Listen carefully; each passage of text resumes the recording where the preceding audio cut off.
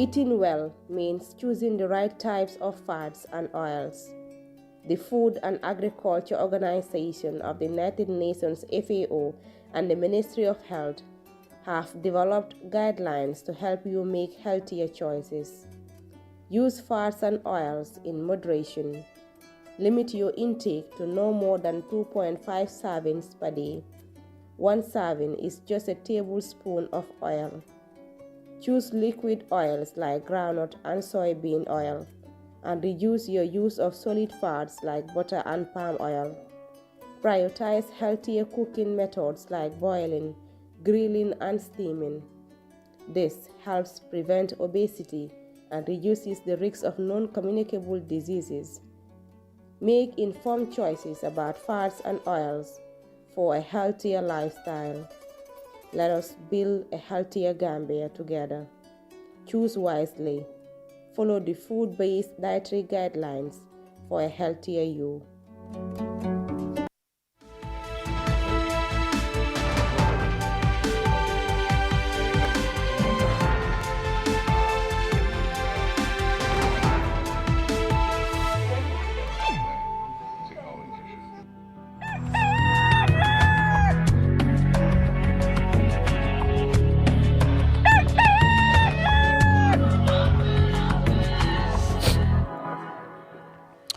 Good morning from Banjul. This is Eyeafrica TV, and of course, welcome to the Tuesday's edition of your favorite and widely followed TV morning show in the Gambia, the Good Morning Africa program.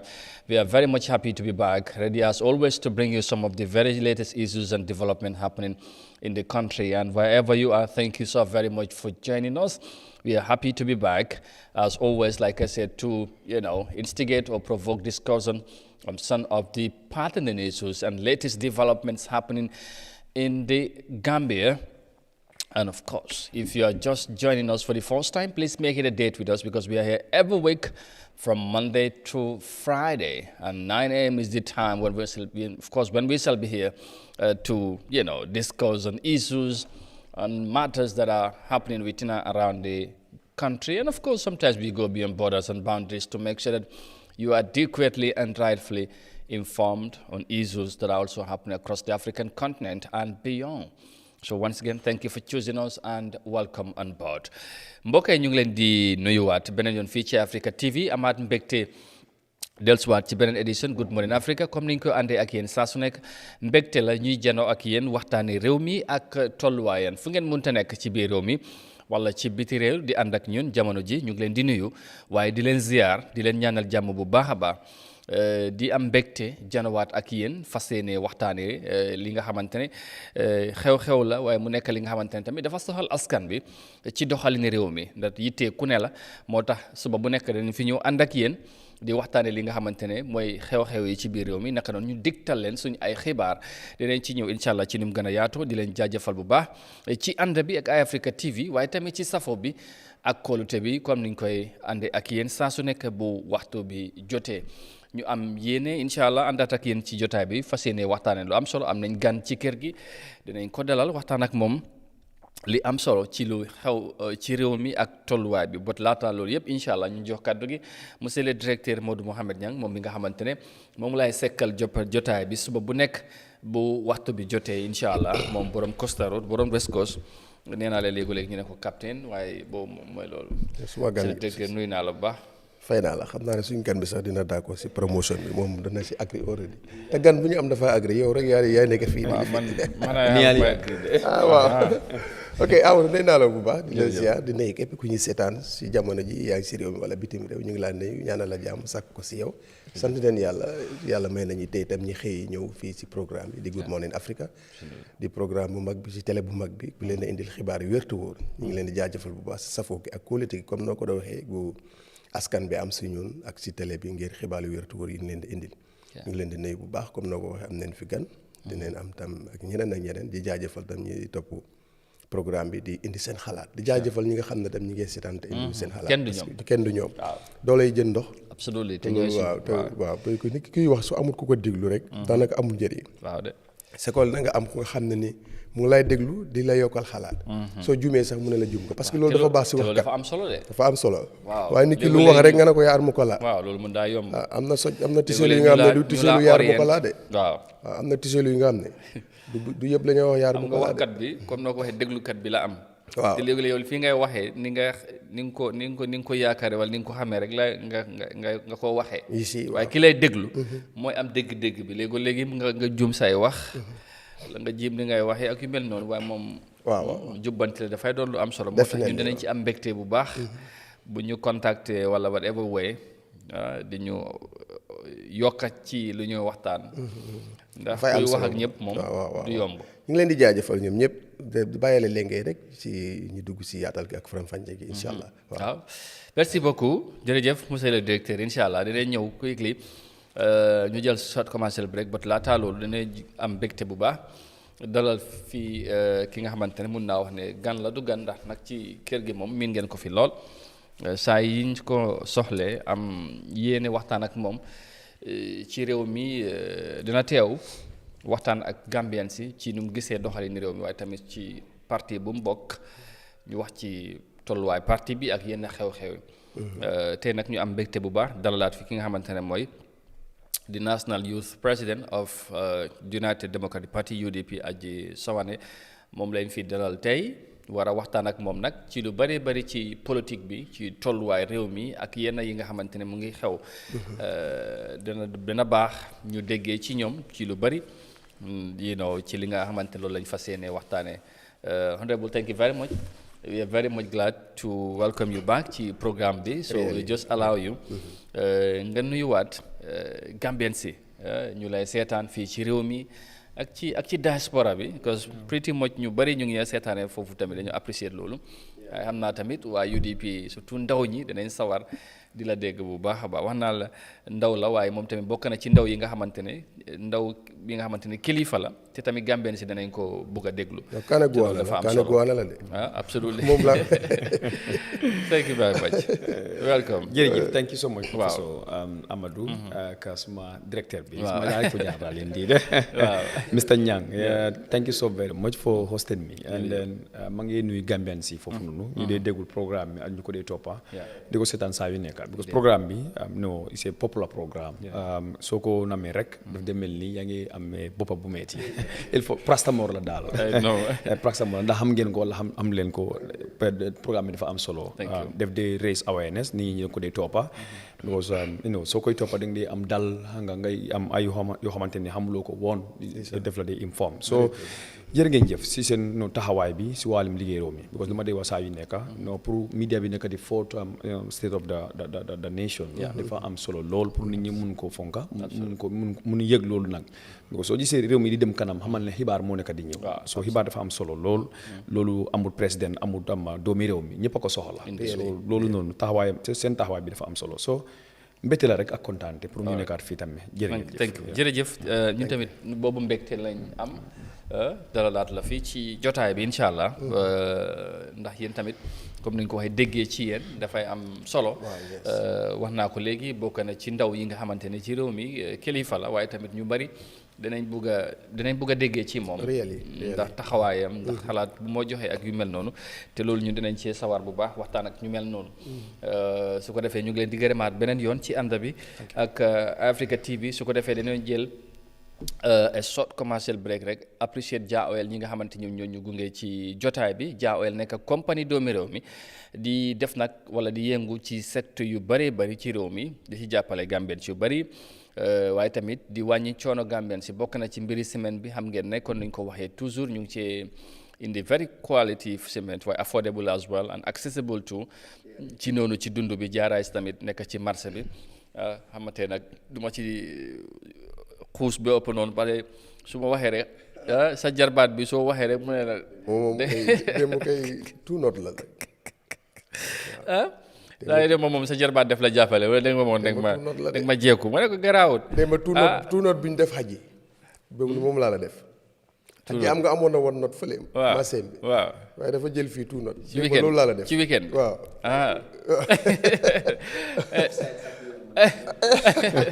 Mbadu offside bari na ci de. offside si bari na.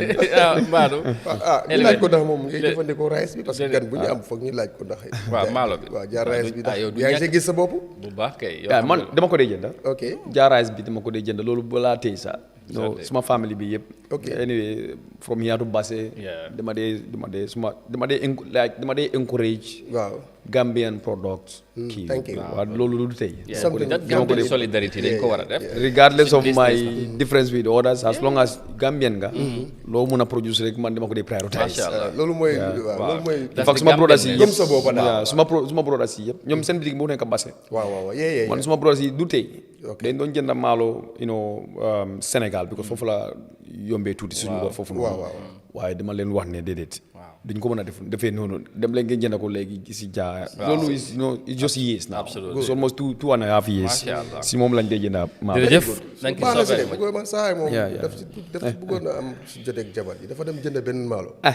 mu ne ko wanaa maalo jaa oyeloon de. non bàyyi loolu. maalo gars yi bëgg dafa oba nees. non definitely very quality. very quality xam naa ne daal. waaye soxna si boobu gars yi dañ ko delloo ji. moom dañ ko delloo ji ceeñ ko bu jaa oyel. moom Mbadu. moom dafa xam ne février rek moom boo si waxee maalo moom. boobu moom. waaw mun ñang ak benn cin moom mooy loolu. anyway ñu ànd ak ñoom apprécier leen ne quickly den ñu sooga nag ñëw dugga ci waxtaan bi lu ñu war a waxtaan incha allah bari na boo dinañ ci ñëw léegi stick around with us don't go away we'll be right back immediately after this short commercial break stay tuned.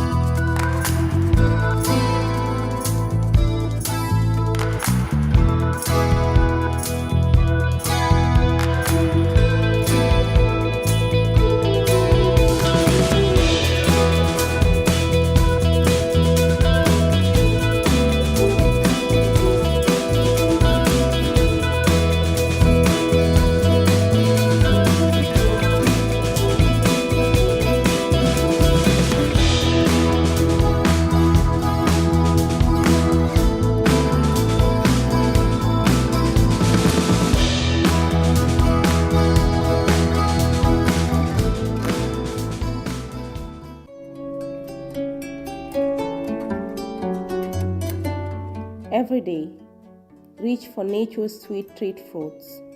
The Food and Agriculture Organization of the United Nations FAO and the Ministry of Health recommend enjoying a variety of fruits available in your community. Consume at least one serving daily. Try options like mango, banana, pawpaw, kaba, pineapple or avocado. Whole fruits are best, offering natural goodness without the need for added sugars. Remember to wash fruits thoroughly before eating, and when fruits are out of season, dry fruits or natural fruit juices can be a good alternative. Just choose 100% juice without added sugars. Healthy, refreshing, and packed with nutrients. Make fruits a part of your daily routine for a healthier Gambia. Choose whole fruits. Choose health.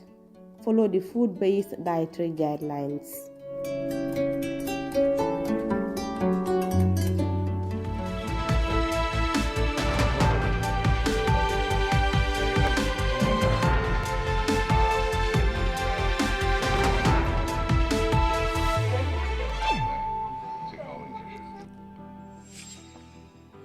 All right, welcome back, and thank you very much for joining us. Once again, this is Eyeafrica TV, and you're watching your favorite and widely followed TV morning show in the Gambia, the Good Morning Africa program. And of course, the program comes away every day during the week from Monday to Friday.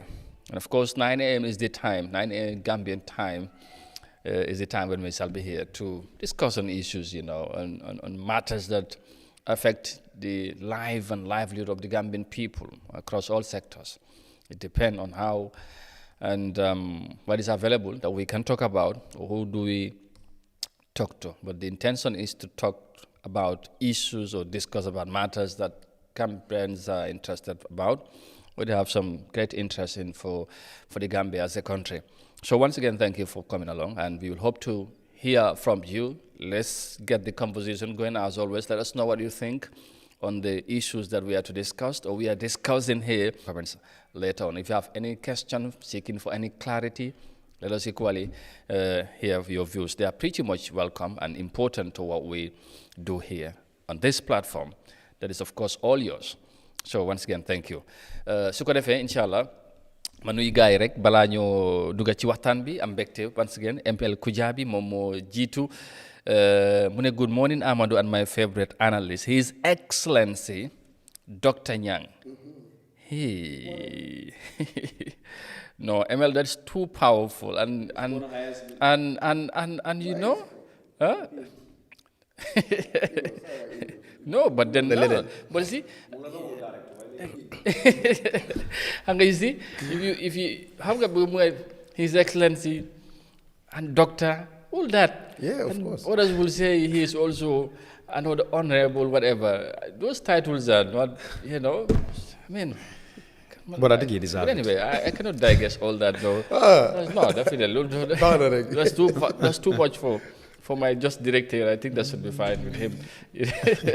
So Sulaim Bay, good morning, bro. Fofu ci Finland ñu ko nuyu. Yeah, Mr. Mbay. Di nuyu Modou Sagna, mo tamit ñu ko ziar. Exactly. Waaw ya ko do wone. Dafa nam ma Johnson name. Mbadu. Di nuyu suma Toma Amadou Ndaw. Good morning and thank you for the love sign or the heart that you always hear. Appreciate nañ lolu. Waaye tamit di hit the like button ñu fatali len ko. By the way, Rugi mom, I only hope she is okay and she is watching. And Fatu Fiko from Nigeria, mom tamit ginen ko dega. Yeah, these are the few people in Amman they regularly follow, but of recent, we miss them. By the way, I hope they are doing well. Our best wishes and prayers are with them, though. Lolafam solo bubahaba. And anybody that is watching, the new Sajarbat Aja, ja good morning. Ja mom xamna ne ba tuddee maalo bi rek moom fi la commencé réew ma ne xaaral ba noppi Sunkari Kujabi good morning Uncle Sal jërëjëf good morning to you démba moom dégguñ la ñun ñoo la gën a nama ba pare mu tam mu ngi wax ci maalo yi mu ne neex na de very nice and the nature around Lamin Lodge boobu tamit am naa bu mu fi ñëwee gis na ci boppam waaw bu nekk bu ñoo bayee boor yooyu waaw Uncle ñam na ko Yoro Kande good morning foofu ci England of course monsieur Sissoko dafa mel ni géej na fii de Sissoko Paris waaw non démb rek gis naa ko ok démb rek gis naa ko waaw naka kale yaali Oncle Sall moom ci advertisement bi la doon comment sax ci mu doon gis gars yi di wax ne affaire lu ñu war a dundee fii xam naa sax moom mandarin $75 xam naa yooyu moom dafa ñii moom baa leen ñu wax rek ñu lu ñoo wax ak Gambie si lu ñoo dundee utee na de yaa wax alaaji mandrig li ma doon woon li gaa wax ne lu ñu war a dundee yooyu yow ñii kay xam nga ñoom fuñ bloc lii la xam because moom sax ne Gambia is very expensive anyway ay cuuraay gerte fonde yooyu la ñu waroon a fiimal indil ñu ko ke encourage ñi si loolu di jël suñ dugub bi def si mbuuru xam nga bay maalo waaye yow li ñuy teg yow lii xam nga ñaari fani dépense la waaye fruits moom benn takki orange ñetta moo faa nekk is $100 waaw loolu ku ko mën a dundee maadu si kuy xëy di raba lu mooy def dépense indi lañuy fonde bi ak cuuraay bi yooyu rek di nuyu tamit Alaaji Seck foofu ci Germany waaw Alaaji monsieur Seck yeah exactly borom Sandiara wow mu ne mu ngi woon Gambie fii waaye démb la ñibbi Alaaji yow dañ la caaj de yow nga ñëw fii yëguñ la xanaa nag soxna si moo la denc fara moom de moom waaw mu ne démb la de Alaaji Baabu la honorable waaw honorable la ko nuyu bu baax ok ñu ko nuyu moom suma jarbaat bi day diet friends moom ak Uncle Sall ñoo xaalal li fi de dañ ñoo juux ci Jolof génn Jolof te ñun yëguñ leen Alaaji koy dañ ko caaj xam nga loolu waaye dañ ko caaj bu ko saa yi ñëwaat na dama ko yëg nag Uncle Sall la toppandoor waaye xam nga Uncle Sall mënuñ ci dara nañ ko bàyyi noonu rek waaw moom nañ ci teg blog rek amul problème Adam Cissé ñu ngi ko nuyu Mor Keba Camara baaru daam parce que daam mu ne démb nga jaxasi turam bi daam nee na. daam waaw voilà. mun naa bii de mun naa am de daam Cissé kon daam la de. waaw daam la. nga xam at bi waaw moom la sax de. waaw daam la. ok kon it's good wax na kon. booy ñaamina waaw na ko ñaamina booyoo. Idi Qatar ñu ngi ko nuyu Hazin good morning. yow ok mun a dem ba daf doon relax Uncle Sarr anyway. Che Diallo ñu ngi ko nuyu moom tamit bu baax and Ibrahima Jamanka. Thank you all for your comments and for being with us. Those that are also on Facebook, we appreciate you all. Probably later on, of course, I will, check you around, of course, and also extend a warm greetings to each and every one of you. Di nuyu tamit ñeneen ñi nga xamante ne di nuyu sa sister suma jarbaat. waaw di ko nuyu di ko ziar bu baax moom it di ko ñaanal jàmm. Excellence. waaw. di ko ñaanal jàmm. waaw di ko moom gisaguñ ko de. waaw ay mun na dinañ gisee de. waaw loolu incha allah waaw. anyway su ko defee ñu ñëw dugg ci waxtaan bi kon ni ñu ko waxee ñu am mbégte dalalaat fii Haji Suwane nekk di National Youth President of UDP ndaw yi nekk ci parti bi moom moo leen jiite. tax na nag léegi dafay baax ñu indi ko fi ñu waxtaanee mbiri réew mi.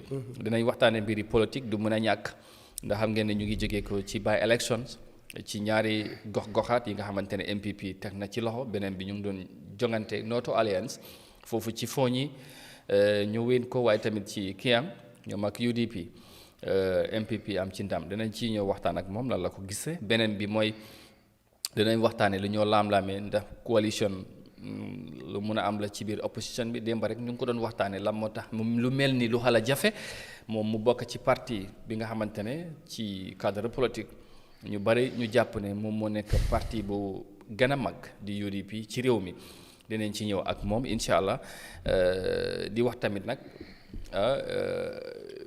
reparation commission bi nga xamante ne nguur gi dañ ko samp commencé nañ joxe reparation yi ci victimes yi commencé nañ seddale ndàmpaay bi commencé nañ ko joxe démb génne nañ bataaxal pour yëgal askan bi ne commencé nañ ko loolu tamit leneen lu am solo la te bu ñu waxee victims ci nguur yi former président Jammeh ñu ëpp ci parti UDP lañ jóge te ñoom du ñàkk ne dañ ci mën a react ak yu mel noonu dinañ fexe tamit jokkoo ak victim center ci loolu ñoom tamit seen reaction but once again Haji thank you ñu tàmbali on your reaction ci by election bu xew foofu ci ñaari gox-goxaat in Kiyang which your party participated but eventually lost to NPP. I see ne dem ngeen ba congratulate NPP isu ngeen a statement but ñu bari ñu ngi wax ne Kiyang used to be or I don't know whether it's used to be or still a stronghold for UDP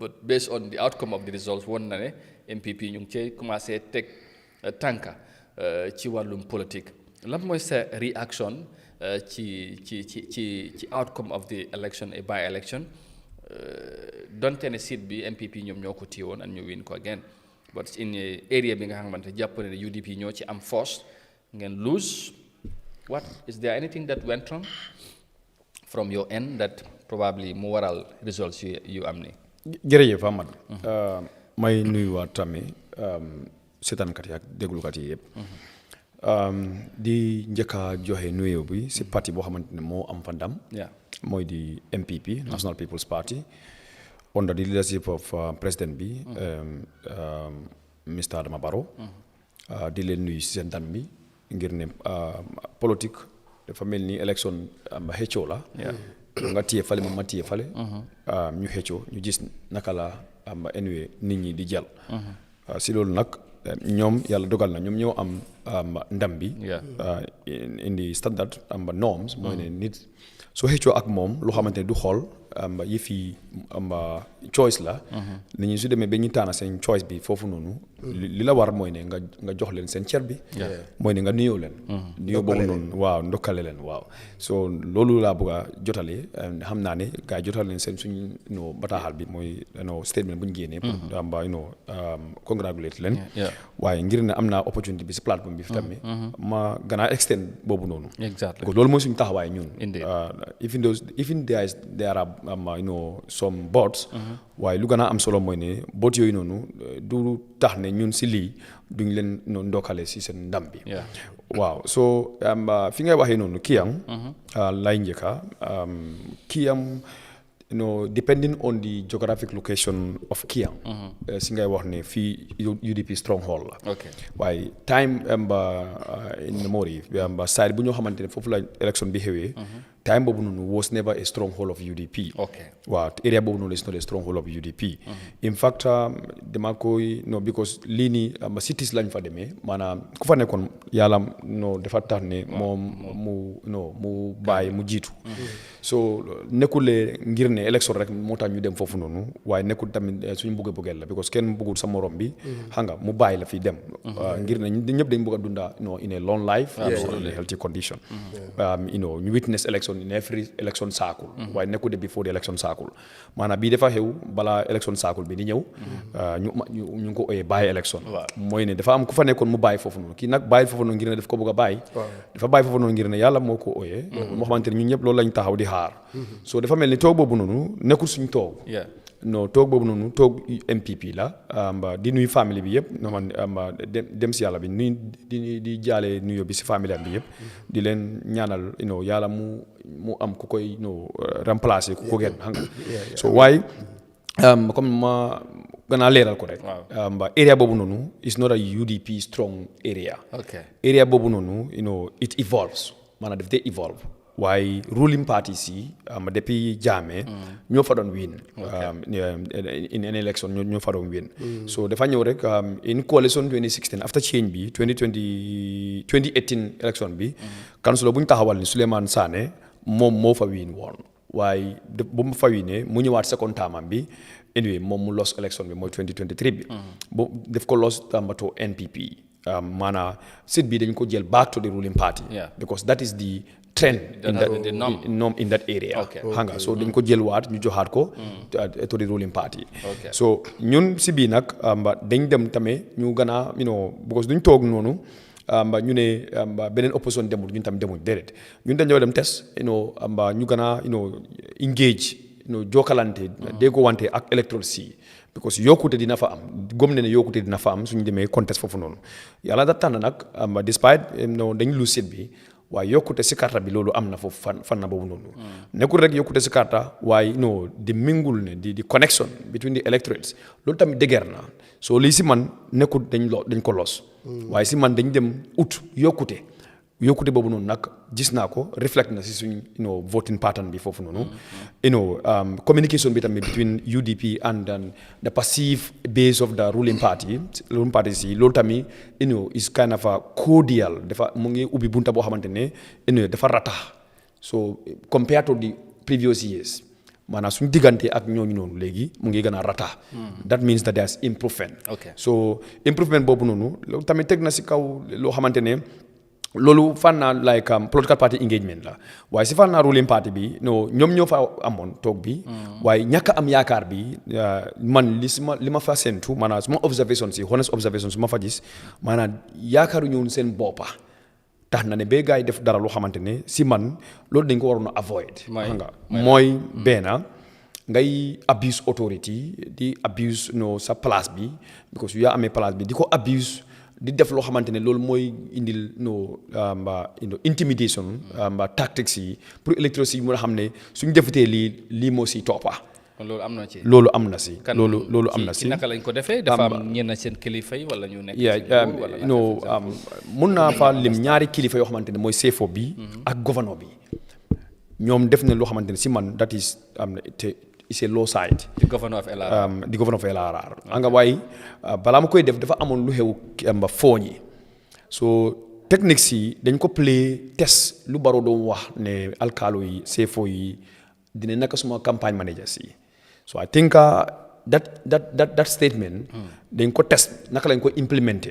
ñoom dañ ko démonstrate. waaw dañ ko démonstrate implémentation bi dañ ko démonstrate foog naa nag dox na tamit jig na leen si bi waaye foog naa ne su leen jigee si lii dañ ko war a moytu ngir ne loo si def xam nga xel lu mën a nob beneen xel def ko dee génne réew mi nag comme lu ma ko doon waxee saa yu nekk fii élection dafa am solo lool pour saafar jaama si réew mi élection su demee ba nit ñi gis ne yow nag yaa ngi jaay nit ñi doole loolu tamit mu ngi provoque leneen loo xamante ne kenn ñaanu ko yàlla xam nga ñii lii dañ ko jël in a community level election lañ ko jël because place bi dafa tuuti lool xam nga pour ñoo ñiiri ŋaaroo bi ñoo xeccoo bi dem ekkati fitna si place boobu noonu mu na xew tax na ne ñu mën a contrôle suñu boppa even though ñoom seen stronghold bi mooy Madina Kayaaf dafa amee negative resistance from but I don't call it from the community man foog ma ne loolu community moo ko def man dama gëm ne even though I have no clear evidence waaye lu ma fa seen si doxalin bi because man gëm naa ne waa Madina Kayaaf ñoom ay nit yi jaamaleen gëm naa loolu waaye ñu ñu fa mobilise noonu def ko lëf loolu dafa mel ni dafa am ay mbootaay boo xamante ne moo nekkoon si gannaaw ñooñu noonu di leen fiyal def dara loo xamante ne baaxut pour yaaxa rek deri UDP waaye man gëm naa ne ndaw ñooñu noonu defuñ ko nekkul ñoom kenn seen xalaat bi moo leen jox loolu pour ñu def ko gëm naa ne wi te strong conviction nag dafa am force boo xamante ne mu seen gannaaw waaye force bi feeñut loolu la in military times like ngay def human set maanaam military versus military waaye yow sa doole bi bariwut nga dem bubboo si civilian si pour xam nga keneen ki mun a dooleem bi mun a wàññeeku because su la demee ba mu suut la dafa mel ni civilian si la moo rey that will give that you the negative image in the political sense man noonu laa ko gisee MPP defee ko dañ dem ñu mbubboo community bi maanaam Madina Kayaaf pour ñooñu stop UDP bañ a def élection bañ a def seen campagne bi foofu noonu that was the last days of the campaign loo xamante dafa am solo lool xam nga waaye dañ ko def ngir ne su fekkee ne fitna boobu nuy xew na foofu noonu dañoo wax ne UDP ñu ngi amee problème ak waa Madina Kayaaf that's going to be a party versus a community. da nga jàpp ne waa MPP ñoo dem laxatu. of course ci gannaaw gaay of course ñoo ko def. of course man góom naa ne di little interaction bu ma amee ak waa Madina Kayaaf. déedéet ñoom ay nit jaamaleen. noonu nuñ du mun a amee xalaat boobu noonu pour ñu def loolu foog ma ko. foog ma ko su yebee rek daf may bette. so pour ma daal loolu benn la. waaw ci bëgg naa sax nga gën a leeral tamit ci mbiri involvement chief bi and the governor. that's the foundation coming up. xam nga governor bi. Governor of West Coast Region gom nga ne some few 3 days before election bi dañ daaxa alcalde of Bantanjang directly through the governor's office even though governor bi xam na ne amul doole bi loi bi mayu ko doole bi pour mu daaxa alcalde waaye deliberately dafa ignore loi bi mu daaxa alcalde bi verbally do you know the reason? am coming verbally maanaam nekkul si lettre de si laa mel na ko def maanaam indil suñu sa stamp bi nekkatuloo alkaalo from tey just noonu rek alkaalo bi tamit dem mu ooyee waa dëkk bi yëpp mu informe leen the decision of the governor. I mean this is an election eve maanaam election bi mu ngi ñëw just some few 2-3 days to come alkaalo bi bu mu defee loolu just look at the margin. The motive directly def laa wax ne ñii ñu ngi ñàkka Bantanjang ward nekkul rek ñu ngi ñàkka Bantanjang ward waaye ñu ngi amee a kind of a strange reaction from their base in Kia ñoo xamante ne community bi ñu ngi dalal UDP si anam boo xamante ne loolu jox na leen yaakaar ne su demee noonu ñoom dina ñàkka lan la ñu mën a def mooy this governor reacted this way.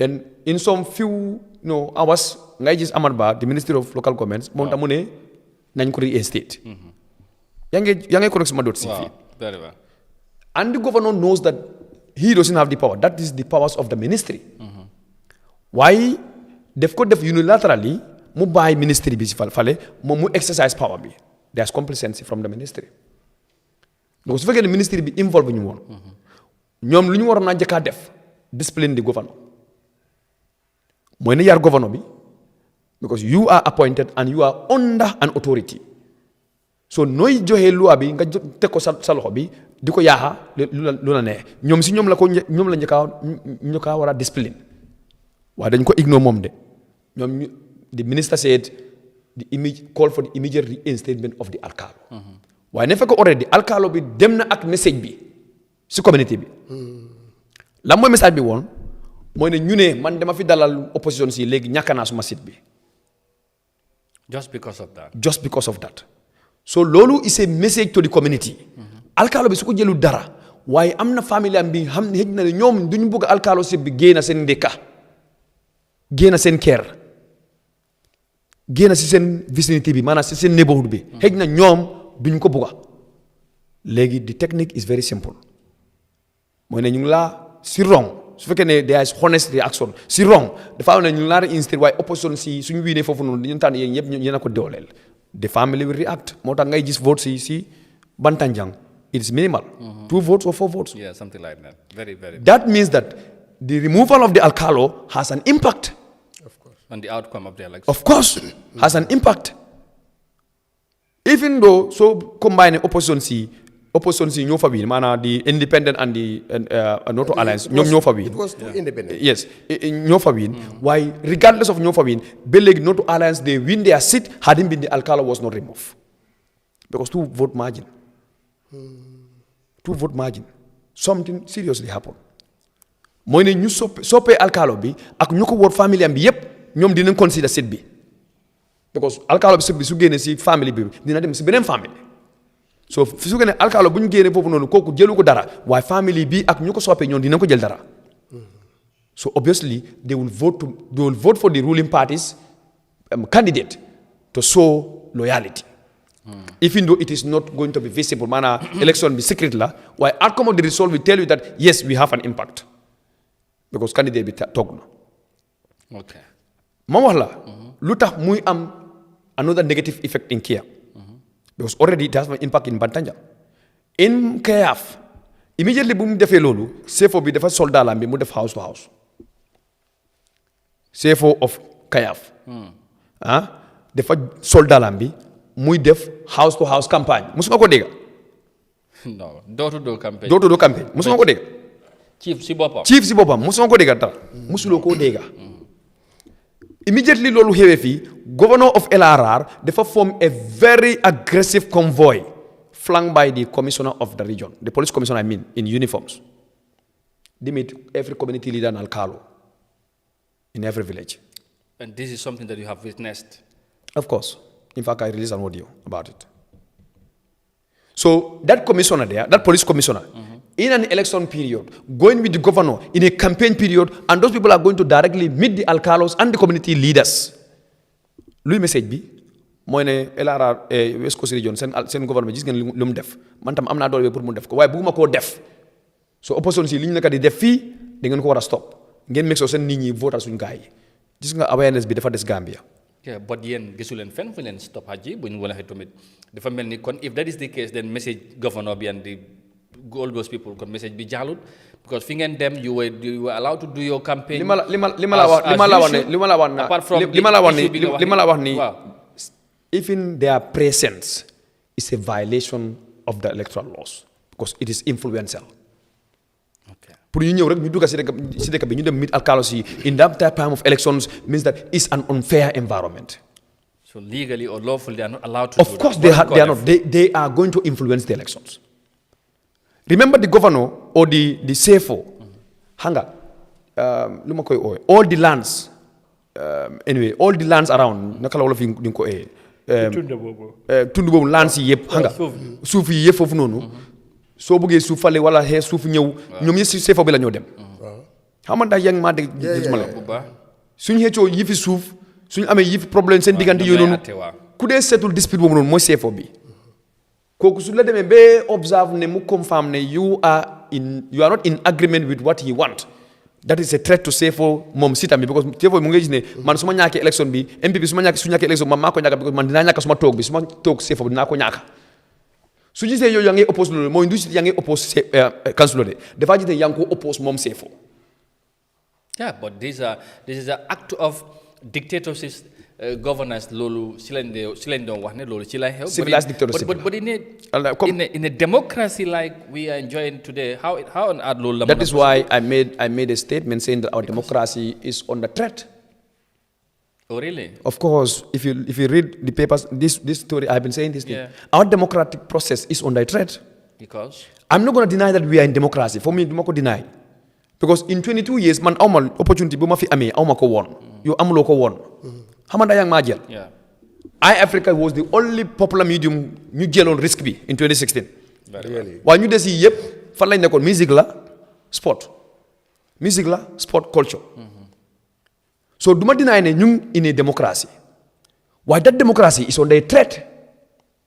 Démocratie boobu noonu nag nekkul président baa ñu ko jox démocratie boobu noonu nit ñi yaa taxaw comme li ngeen jëloon risque Eyeafrica fii li ñoon jëloon risque bi ne dañu war a génne si lii ñu am suñu boppa every Gambian have made that risk so moo tam ñu am di change so su fekkee ne démocratie boobu noonu lu ñu mus a gis foofu noonu because man musuma gis Sefo di def door to door campagne musuma ko dégg even Jammeh's time dañ doon wàccee alkaalo bi ñuy reject the oppositions maanaam duñu dee teewee si opposition meeting si time boobu noonu ñu teeral alkaalo bi ñuy gaari wàlle opposition si dama ko def waaye nga sol sa daal house to house musuma ko dégg so pour ma wax la ñu ngi si benn dëkka bu gouverneur bi génne foofu noonu alkaalo bi dafa ñëw si ñun ñu ne ma nañu génn si dëkka bi ma ne ko ne alkaali mu ne ma ne ko ne déedéet tey guddi du sa dëkka de dañ fi em time boobu ñu ngi monitor nekkul campagne comme monitoring naka la ñu dugal yes no not even the polling day the night the polling night the eve of the polling so ñu ngi doon monitor naka la mbir bi di xewee lii lan lañ ndaka def so dañoo def ñu xam nga ñu engage gars yi maanaam ñu station suñu boy si monitoring team si nag pour ñu mën a sauver pour avoid any incidents of malpractices alkaalo bi maanaam they were very threatened about that one Sefo bi ak gouverneur bi xam nga la lañ def waaye later di alkaalo si dëkk boobu noonu ñëw na si ñun ñu ne pour ñu bàyyi dëkk bi ma ne ko déedéet ñun duñu fi bàyyi suñ non sécurité bi ñu ne ko ne duñ bàyyi fi so suñu gars yi fa nekk ñu ne déedéet duñ fi mën a bàyyi so foofu lañ kii afra ba suba waaye comme like other issues happen na waaye this is a test li ma laa wax nii the alkalos and the Sefos the governor's influence flanking himself with the police commissioner xam nga di dugga si nit ñi that loolu intimidation la loolu indil tiital lu si nit ñi. and you believe ne it has an impact ci li tax election bi mu dem ni mu demee. absolutely it has 80% impact. okay 80% I mean. and ku la déglu na feel otherwise and feel like okay Aji is saying this based on evidence not he is saying because of they have lost. Even the governor cannot deny this. Xëy na dina ko sift otherwise. And the Sefo cannot deny it. Hey, they're not safe otherwise, but they cannot deny it. It's undeniable fact. Yeah, I'm talking about the governor of LRA. It's undeniable fact. He cannot. Yeah. I met the convoy, and then they cannot deny it. They might sift it otherwise. But and your belief, they were there to campaign for the MPP. That is nothing more than that is nothing less than a campaign. It's even more than the word campaign. Okay, I said it's an intimidation, not a campaign. Earlier on, they tested something and it have benefited them. It have yielded them a result. Yes, a result, sort of. And now, tenit lo jef mujigla den ko buga defat. So, yen lan ngeen ci jànge ak lan ngeen bëgg a taxawee because ñu ngi move forward to a bigger election which is more. Xam nga ñu amuñu gànnaay we don't have any weapon right. Waaw amuñu gànnaay moo tax ma start build leen suma story ma ne election daf dee contribute si jaama réew mi. Gis nga doole pour jaay ko si nit ngir ne man dama am ay gànnaay dama am police mun naa def lii non lu mu dee juddoo moo gën a ëpp gànnaay bi. So this is a test and this is not a warning but it's an advice. Ne su fekkee ne test bi exposed woon nit ñi xamuñ ko ñun xamuñ ko xëy na dina baax waaye ni ñu ko xamee nii foog nan nii nekk di laas. Gis nga president election dafa ute ak election bu nekk. Gis nga community election bu tuuti noonu bu ma la waxee noonu. Yeneen ñi doo ko mën a implement foofu noonu. Xëy na yow soo bëggee taal indi fitna man dinaa dem loo jaama xew foofu noonu. Waaw su ma la déggee mooy am na li nga xamante ne bu dee lu mu leen di jaral bu dee presidence election la du leen ko jaral ci ay bàyyi election ak yu mel noonu de mun ngeen bàyyi loolu mu jaral. Election yëpp am na si ñun waaye the difference is community election bu mel ni noonu. councilor jógee fii si dëkk bi councilor jógee su fekkee ne fitna ekkit na foofu noonu yàlla musal ñu ko waaye dina nekk si diggante dëkk ak dëkk. kon lu am loolu mun naa indi fitna. of course more than the word fitna loolu nag su xewee duy jeex because dina nekk diggante dëkk ak dëkk so suñu calculation bi fu ñu nekka ak ñoom lu ñoo calculer is different ñun lu ñoo calculer dem ñun UDP dañ fa dem suñ fa jógee lan lañ fay def lan lañ fay bàyyi. ok nekkul victory bi de. déedéet ñun suñu victory mooy ne jàmm na fa xew. because it's a very small vicinity. These are people moo xamante ne kii mu ngi si suuf kale mu ngi bee foofu noonu kale mu ngi si suuf kale mu ngi bee foofu noonu ñii ñoo dee gisante bés bu nekk. so bu ñu fexee ba fit na jóg foofu noonu. ok in this situation. all right waaye in a national contest.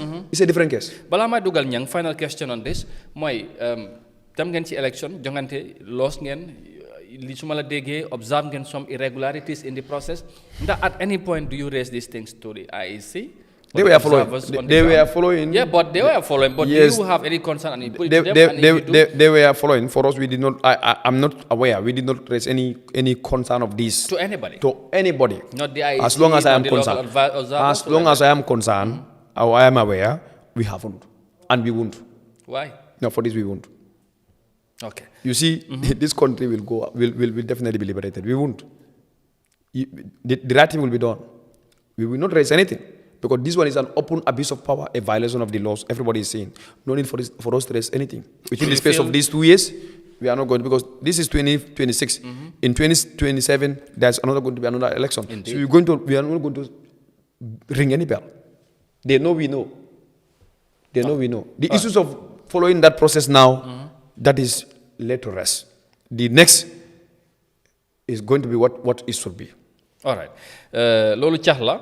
Des na nuñ koy déggee mun ñan dégg nga ko balaa ñoo ñëw ak ci moom ci num jàngat ci ni liñ jàpp ne li tax élection bi dem ni mu demee jàpp nañ ne am na lu ci laxasu ni mu ko waxee nguur gi dafa mel ni dañ taxaw daal mbubboo wala am fuñ jaar ci seen local authorities yi ci si alkaalo li gouverneur yi ba tax ñu ñàkk a élection yi ak lim ci wax ñoom luñ ci gisee si grand boy am na luñ ci jàngee jàngat bi lan lay doon. am na solo di ko jaajëfal bu baax bu sama foo ne comme ni ñu ko waxee suñu nekkee ak jaara ñu bëri dañ dee adresse foofu noonu ak UDP waaye this area fu mu wax Medina Kayaf I know that area very well because there's a new route am na route yoon bu fa jaar.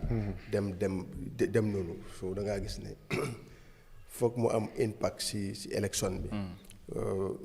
nekkul doon seen area xaw ma seen last election li ngeen fa amoon but this time wax nga ne.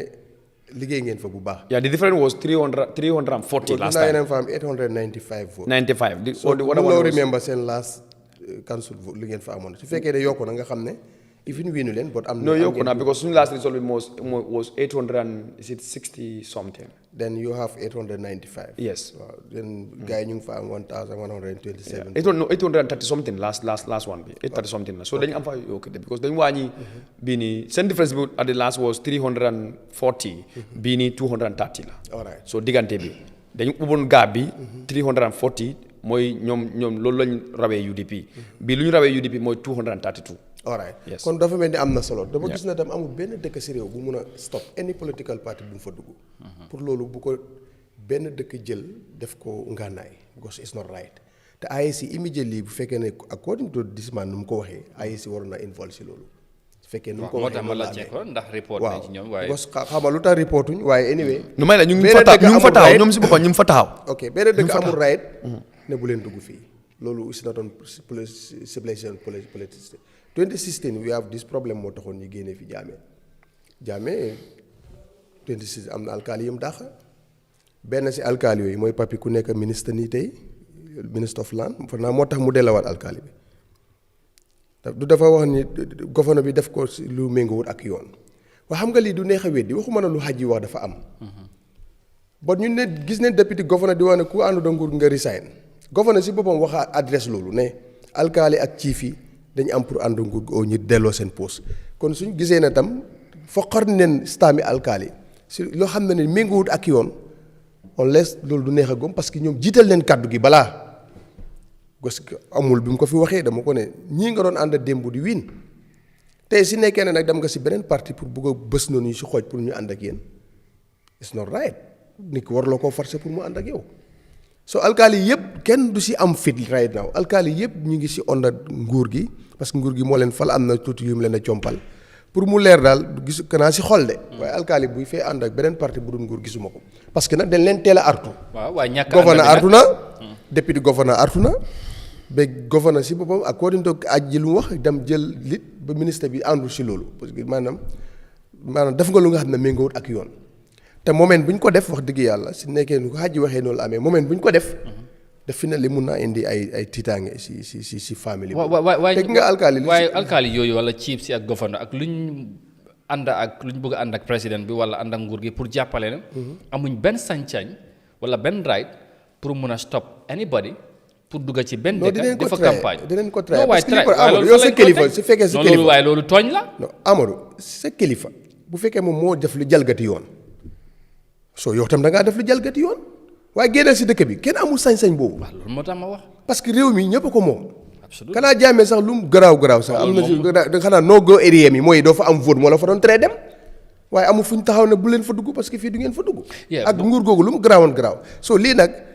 gars yi dañ xam pour stop ko immediately because lii dafa am lu moo jur su fekkee lu am la ne si gars yi taxaw parce que du luy jur jàmm te mu óor leen ne ñi fi nekkoon ak Jammeh jeexal leen nguur te ifin am na something ñu ànd ak ñoom te mu óor leen ne nguur gi itam dafaa ñëw jeex whatever the case mënul ñàkk foog ñu nekk ay former governor foog ñu nekk ay former chief foog ñu nekk ay former président foog ñu nekk ay former ministre te nag réew mi dafa am lu nga xam ne ni ñoom ñoo ko faytaloon seen bopp comme ni nga ko waxee 2016 ñi ñëpp si la ñuy fekkoon. te loolu bokk na lu ñu doon xeex. te ñoom bokk na lu ñu doon xeex.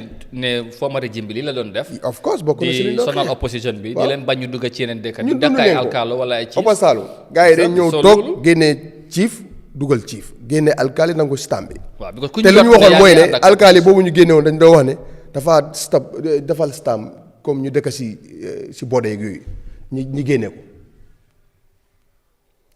tey doomam moo xelif alkaali loolu leen war a xalaat nag keneen tam mun naa ñëw ëllëg soo dara jaru ko fi nañ def lu yoon di santaane always loolu dafa am solo bañ a jëfandikoo politique bañ a foqarni nañ def lu ànd ak yoon fa naa loolu mooy lu gën a make sense waaye daal dama la bëgg a ne amul right now ni alkaali yëpp si nen leen toog ci fi yëpp amul kenn ku nga xam ne ni di nga def lu nga xam ne ni dina méngoo ak góob mën a sax dinañ def lu méngoo ak yoon parce que kële élif bu ko def yow doo ko def waaye lu ma gën mooy ne ñoom ñëpp dinañ fexe pour ànd si lu ñu leen sant parce que nag gouverneur yi ñoo région si dañ si am doole. bii dama la ne député bi daf ko adresse il faut ñi ba pare adresse at gouverneur bi ñu ñëwaat waxaat loolu kon kay loolu bu doy tiitaange leneen du doy tiitaange neexu doy weddi parce que ñoom wax nañ ko before di élection kon dafa mel ni sax ñoom day ñu doon prepare this by election bu yàgga parce que bu député gouverneur demee foo ñu ne leen fa alkaali bu si muntaan nga génne sa place loolu kay mooy ñu ngi doon woon before this election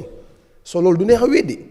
but anyway nekkul lu nga xam ne lu baax la parce que loolu bokk na si lu ñu gënoon a ŋàññi si time Jammeh so léegi nag si nekkee ne yow fi nekkoon nga député time Jammeh doon jëfandikoo ak loolu sa alkaali nit ñi di ko ŋàññi tey nga ñëw nekk député gouverneur dogalaat di same thing boobu noonu loolu jar na seetaan ay si itam war nañ taxaw si lii doon ñoom waruñoo xaar rek political party dem joxe report waaye ñoom suñ déggee li am si information bu leer war dem wane ne nag comme que lii àndul ak élection bi du la leer fan naa ne ñoom itam war nañ a am ñu leen a observal nekkul ne dañ fa nekk pour compter carte yi waaye soo fi ne nii soo leen fa war a ngaa dégg ñun kenn ñëwul jox ko report non so loolu itam doxul day or 2 days before election nga nangoo si taami alkaali kooku bu bëgg a ñàkk place am bi dafa ànd si li nga bëgg.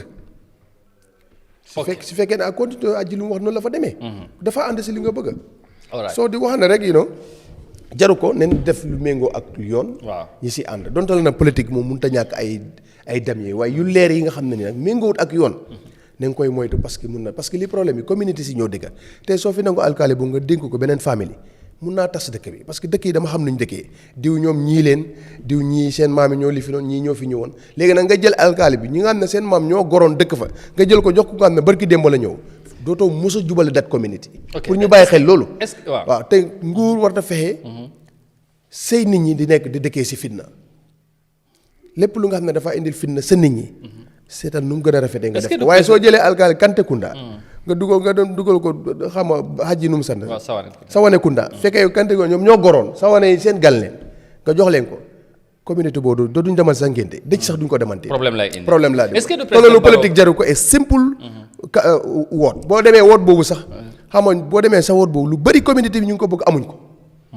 mais bi bu jege West Coast parce que ñoom ak liste seen chairman bi mu ngi leen doon joxoon na 500,000 joxoon 1 million mais bi ñoom sax dinañ gis some benefit but some words mais bi gars yi duñ def loolu. ok waaw soo ñu bàyyi xel loolu.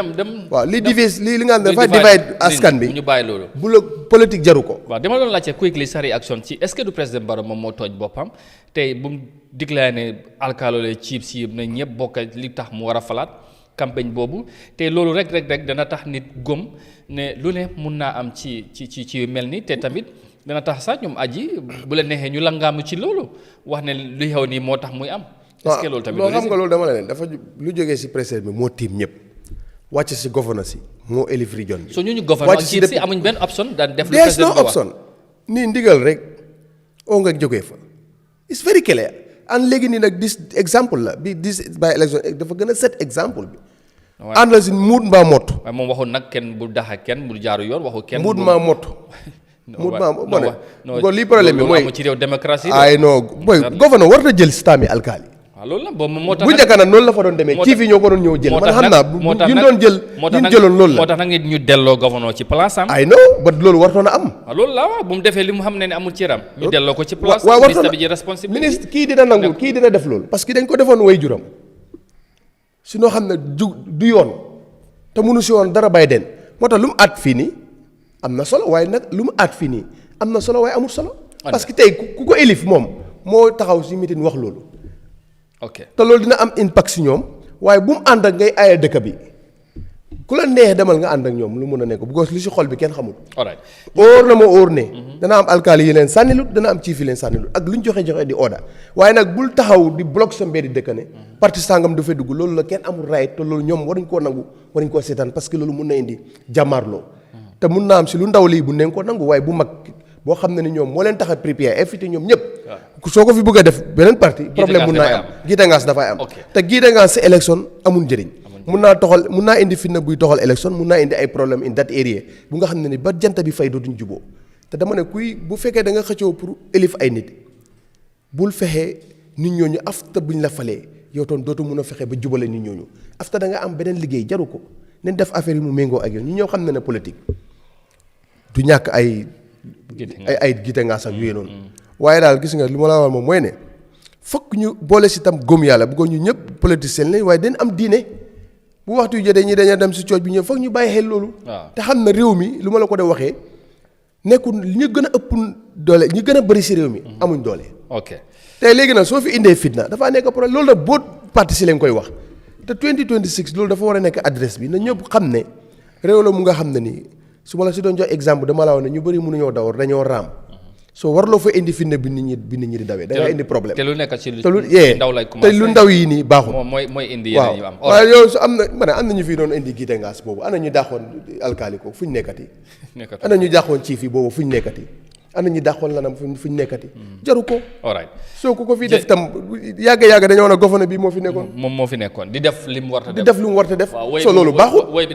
soo nit mun loo forcer mu bëgg la bàyyi fa te topp leen ma jarul gàddu ay yet. absolument jarul war nga am say tic-tac nu mu la neexee waaye bul def lu méngoowut ak yoon waaye nag foog mu am bu fekkee ne si ponkal ndigal gi si xalifa bi la jógee wàcc si muxaddam yi wàcc si taalibe yi of course dafaa demee noonu. waaye na jaar ci yoon waaye na jaar si yoon parce que lii ni mënu ko miim barki démb la ñu wax ne alkaali ci fi ku si munta ànd ak nguur nga génn so loolu bu ñu gisee ne am na stam yi kuñ foqar yooyu wax yi teguwut fenn la parce que loolu ko waaye léegi implémenté nañ ko te mun na am na impact ci démocratie ñu gom ne fii yoon ak yoonal moo cee dox yenn kat bi ñu ko wax loolu ay politique la ak yu mel noonu but anyway ñu moytu loolu amul waaw non dafa am solo ñëwaat ci li am because we'll just connect that to our next point of discussion immediately after results yi ñu génnee foofu ci foo ñuy Bantanjan of course ak Kiyang li fa xew trigger na lot of reactions especially if you can follow on social media and in fact ñeneen tamit wane nañ ne élection yi li xew mooy wane na ne nekkut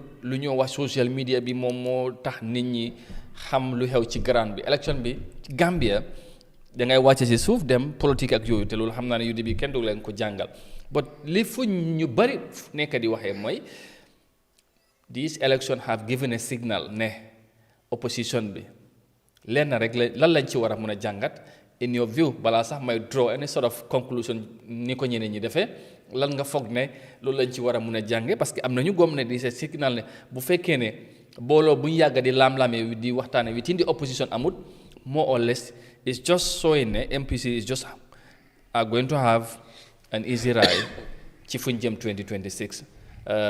What is your view on that? That this outcome would have any impact sort of on the much talked about 2026 presidential elections? Amadou jërëjëf laajte bi dafa am solo nga man anyway su suma liitul xam-xam bi waaw opposition bi ñu mbooloo dafa am solo waaye li gën a am solo man si suma liitul xam-xam bi waaw mbooloo boobu noonu du jar dara su fekkee ne xeexuñ lu ñu war a xeex maanaam gis nga loi yu omba élection Gambia ruling party bi nekkuñ di ko saama ruling party bi mu ngi abuse state resources and authority to win elections loo mun a am fi mbooloo bu dul ñu ñëw ñu taxaw ñu nekk benn ndax coalition la ndax su fekkee ne yaa ngi ooyee sa boppa a serious contender maanaam da nga bëgg a challenge di status quo li fi ne loolu nga bëgg a xeex da nga war a am baat boo xamante ne dafa ñaawul lu fi nekk di xew xam nga ndax yaa ngi jël suma waaw bu baax ma ngi laa dégg gis nga Gambian opposition si lu ñu sonal mooy ne ñun dañ gom ne su fekkee ne doy moo si nekkal si lii loolu affaire doy la na fekkee nag man ma osuma boppa UDP opposition la su fekkee ne UDP moo nekk si lii seen affaire la ñoom seen diggante ak ruling party la bàyyi leen foofu ñoom nen la yow boo faalewul dara opposition bi seen biir yaa ngi teg sa bot su loo xamante ne yow mii su fekkee ne dëgga ooyee nga sa boppa gis nga sa boppa ne you are a serious contender li fi nekk bëgguloo ko da nga ko ñaawul maanaam si dundi nit ñi njuuj njaaj bi you know suñu dabu di dey comme sa press statement si lu ñu dee waxee because ku nekk suñu génnee fii ak press statement da ngaa foog ne kii ka moom asamaan bi fa la nekk waaw definitely xam nga yaa maa dégg waaye si xool bi su ma diggante ak yàlla dinaa waat ne ñu bari si ñun bëgguñu réew mi an opposition laa de ñu nekk ci opposition of course dañoo wax ni rek of course su fekkee ne dañ bëgg a réew mi waaw suñ kaddu yi ndax nekk nañ coalition ndax bañ a nekk coalition waaye dañoo jubluwaay bi dina nekk benn non waaye loolu la ñu nekk di wax aji jubluwaay bi naka la ñoo nekkee benn nga nit ñi suñ jubluwaay ma ne nag opposition bi nekk coalition benn déedéet loolu that's not the solution that's not what I'm talking about I'm talking about suñu problème bi mooy ne IEC moo suñu problème bi IEC bi moo suñu problème bi but ni mun naa ak yow ne IEC naka la nekkee problème the same IEC moo fi nekkoon the same IEC moo fi nekkoon ak the same opposition ndax nekk nañ si opposition no in coalition wala nekk nañ si opposition in a single party the direction was benn in 2016 in 2016 Mama Kandeh loo ko mun ta wax lépp direction bi mooy ne naka la ñoo génnee Jammeh that was the focus coalition bi direction bi mooy ne naka la ñoo génnee Jammeh at inception balaa coalition bi di am nañu bari ñu doon sànni no cadeau ñu ñaaw sax si Mama Kandeh waaye dafa focus mu xam mission bi lan la mission bi nag moo joxe coalition bi lu ñu am man du ma nëbbu loolu fen coalition bi moo leen jox lu am that tells you that coalition is important but the most important thing is fight the malpractices nañ xeex loo xamante ne bu baaxut su ma la déggee right now da nga jàpp ne am nañu nekk ci opposition bi gomuñ di cause ne pour jëlee fi nguur fi dañoo wax ne dañoo wax rek si laameen waaye mun naa fi tey Quran moo waatu ne seen xool bi mooy ne nag kii toog waaw loolu nag ñaanuma ko yàlla waaye baro su fi toogee da ngaa gis opposition bi celebrate ko fii against another opposition because gis naa ko mel ni sa naataango Sirifo di wax ne results yi bu ngeen luusee am na ñenn ci opposition ñu ngi doon celebrate bàyyi ma ko xel waaye man moom mu 2026 laay wax ne waaw opposition su fi luusee da ngaa gis beneen opposition bi di ko celebrate na fekk Barrow moo toog lan Gambia is the country that definitely man si aduna bi ak suma tukki lu mu mën a ndaw réew mi bii laa mun a gis is exceptional ci naka ci ban contexte nit lu moo wax ak lu moo jëf ak lu nekk si xol bi asamaan bi ak suuf particularly from these oppositions ñoom seen problème yi ñu bari si ñoom nekkul Barrow ñoom neen la all the time ñoom neen la opposition seen biir of course because xam nga lii jarul sa jàngate sax this is open secret. this is an open opposition secret boobu ñoo gom loole wala gomloo Gambien si di wax ak ñoom ne Baro baaxut nguuram bi baaxut nangam. non that same opposition nga believe ne lu ñoo wax gomul ñu bari si ñoom seen belief mi mooy ne Baro toog ak lu ñoo wax yëpp ba aji waay loolu nag dafa du gom loolu dana jafe de of course na xam nga nit su moo wax xam nga man dama nekk nit commenté man li ma kasi man ma ko dee mën a nobbu I say it plain as it is so su la neexee su ma fi génnee réema waaye dinaa ko wax lu mu nekk dinaa ko waxee xam nga nit sa wax bi dama ko dee sa jëfen bi laay seet ak looy wax sa jëfen bi il faut mu ànd ak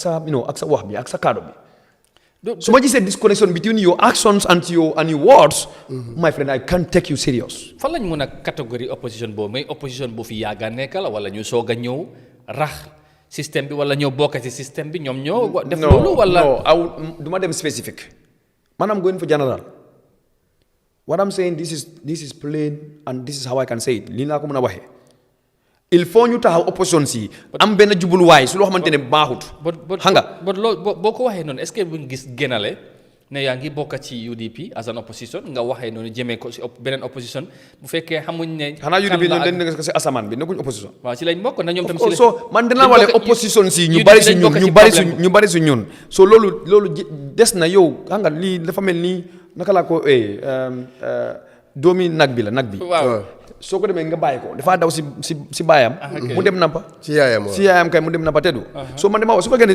sa jikko la jël ko waaye man li maa wax ne opposition il faut ñu serious loolu nekku ñu am coalition de déedéet coalition that's the last thing coalition is the last thing lu gën a am solo ndax nekk nga coalition wala nekkuloo si biir coalition sa ene bi muy ne pour nga nekk si nguur so yaa ngi gis bloc yaa ngi gis loo xamante ne loolu is just like a wire between you and that presidency so instead of yow nga doom dog that obstacle yaa ngi face loo xamante ne that is not your problem loolu kooku tamit waaye boobu loolu la face so ku nekk si kanam pour nga daw nga téye kooku noonu yaa ngi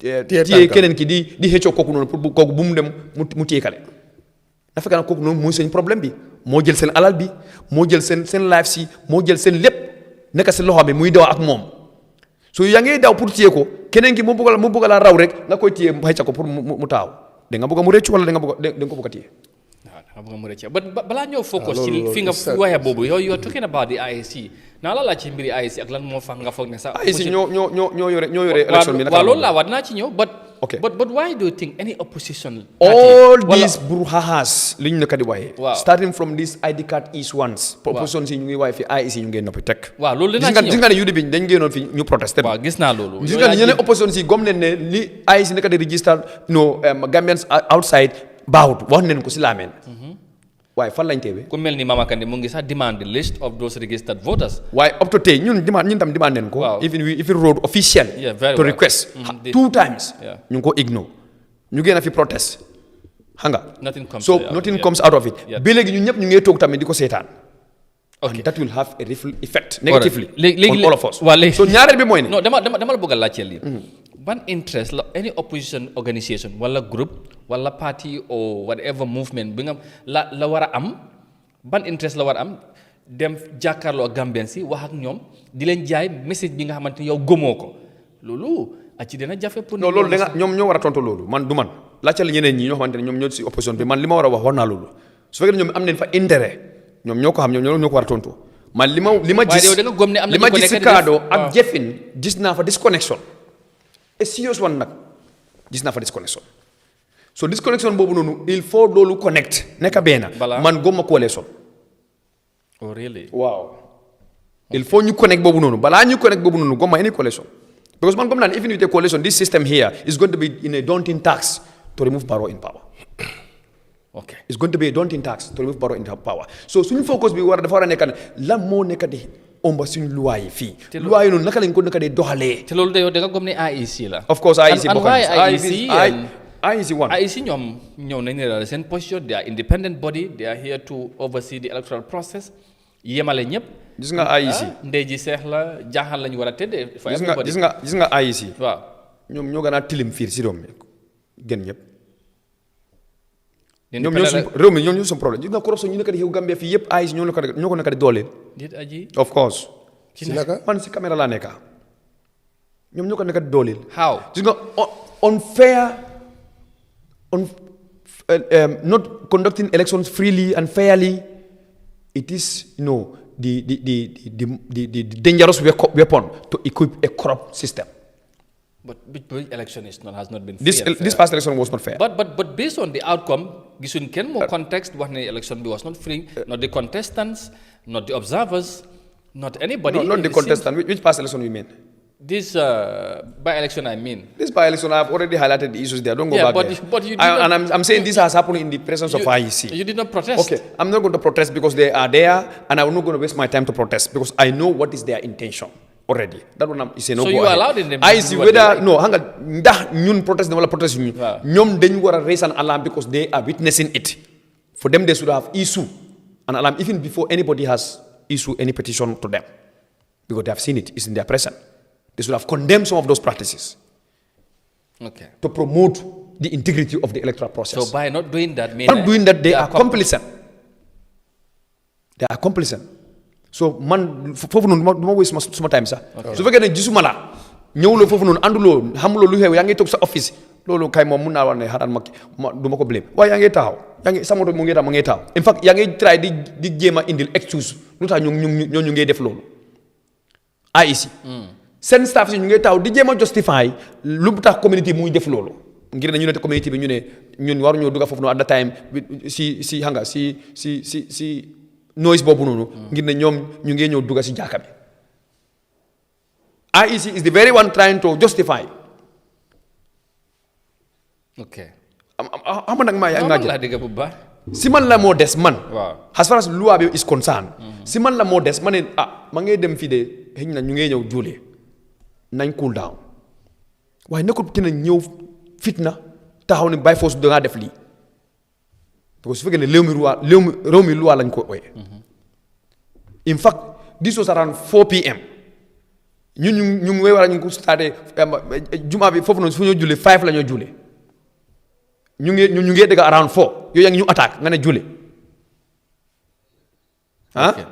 why can't you connect the dots so I see the problem nga believe ne so loolu bugguma Amadou bugguma dem foofu noonu foofu already lifin foofu that is clear my focus is moving forward IEC in this 2021 electoral registered xam nga waxu naa ko fii ma ne luñ publish si seen website bi it has a variant with what they have si numbers ma ne la IEC benn base certificate register nañ fi more than 10 applicants benn suñ ma weedee nañ ma proof di voter claimant form laajte nañ ko fii ñaata yoon duñu ko produce benn base certificate laa wax de dañ ko use ñu register fi 10 voters card. IEC ñu ngi register ay nit ñoo xamante ne they are nowhere to be seen as far as address is concerned. ma ne la IEC dañu fi register ay nit ñoo xamante ne dañ ko gis xale la muy around passé sa 30 years waaye with the age of 100 and something years lii yëpp seen système bi wone nañu ñun li gis nañ ko xam nga but you demand the voter claimant form they deny you. Your party have demanded of course and they will deny you so the same system opposition si yëpp ñu ngi toog di gis ne fii du ma blame IEC because UDP ñu lañ am ay député ñu oppose ko in the parliament but with the minority side you have no power you can only advocate and show your stance. Why the other thing is opposition si lañ la ñoo def ñi gis ne because alkalo attestation maanaam alkalo da joxe attestation pour nit dem ut voters card that is directly alkalo is issuing a voters card su fekkee ne understand la ma waxaat waaw no understand la bu baax kay alkalo mu joxe attestation is equal to a voters card directly because loi bi mu ne seen loi bi mu ne soo amee attestation bi ñu dee joxe voters card bi amuñu right bi pour ñu dinaay la pamakan kan dog na fi ñu ne ñoom tamit loolu du seen problème parce que ñoom nga wax naa la fi ma ne la du ma blame IEC exactly I just don't want to accuse people dama bëgg a li ngay wax. Okay. Pamakan has no, because Pamakan, IEC, let me not specifically say Pamakan. IEC, they put it in their bill, that is not normal. The MPP, they brought it back. They brought it back or what? Now you are seeing the same people, Al Carlos, Barrow said is his campaign managers. And the same safe attestation that is going to give that voters card, Barrow's new campaign manager. So your opposition, young man, mana yo. Ñu booloo waaye su ñu xeex lii yow doo si bokk. nga ne ma nag suñu nekkee suñ booloo nekk benn nag si la ñu daaneel loo xamante ne système bi dafa corrupt already ñu win élection bi balaa élection bi. problème bi foofu la. ma ne loolu benn la si problème si ñaareel problème bi mooy ne soo ne nañ dem form coalition. waaw indi boo si la. waaw era boobu noonu moo la intérêt. waaw. In the whole world, them research. If you are not a political science student or you study political science and other stuff like that, but just go and do a simple research. Coalition formation systems. The standard globally is a party-led coalition. The standard globally. Do you lache nak? So if you am the majority votes, amul ben lache. You are the leading party. su fekkee ne yow yaa am the majority vote yeneen ñi su fekkee ne yow yaa am the majority in parliament yeneen ñi su fekkee ne yow yaa am majority in history in records data gave you that you are having the majority vote ñeneen ñi dañoo reconcile rek on policy issues on cabinet positions and some other appointments pour ñu génne fa système bi loolu moo war a jiitu of course but the issue of jiitu ma ngi laa wax ni globally no I understand that but in our context if we come back home in our context the issue of jiitu has become the main point of contention. But okay, Munga am the biggest party, the biggest whatever organization, you're gonna vote. For example, in our case UDP, but the candidate can more jitu. For example, UDP, your candidate is he a winning candidate? Dabo, for example, or Dabo, Motasa, ñi by party bi, loolu lañ gom. Léegi ñu feel ne ok mun nañoo ànd ak UDP is the biggest but kan moo jiitu est-ce que dinañ bàyyi yéen seen candidate bi loo Ousainou Darboe moo jiitu wala yéen da ngeen mën a négocier. ganaar bi bàyyi keneen mu tontu bi dafa simple man ganaar bi ndox bi nag dinaa ko naan waaye yàppa bi bugguma ko. waaw la moo tax ndox bi neex. waaw bugguloo ganaar waaye bugguloo nga soos bi. waaw la moo tax soos bi neex. ganaar gi la de.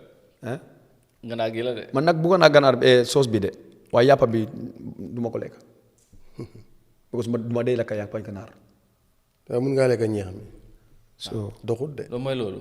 so xam nga fii politique naxaar bi la ñu war a bàyyi. gom nga ne ñii nag. because this is not coincidental. liggéey moo dee tax parti di am size liggéey. it's not coincidental de nekkul da ngaa toog sa néeg de sa parti bi am doole de. I know but da ngaa dem liggéey parti bi am doole. soo kii liggéey bi mu am doole.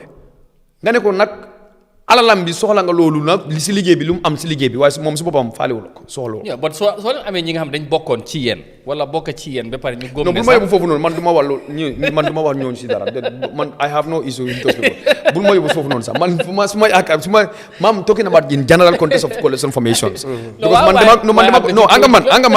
I'm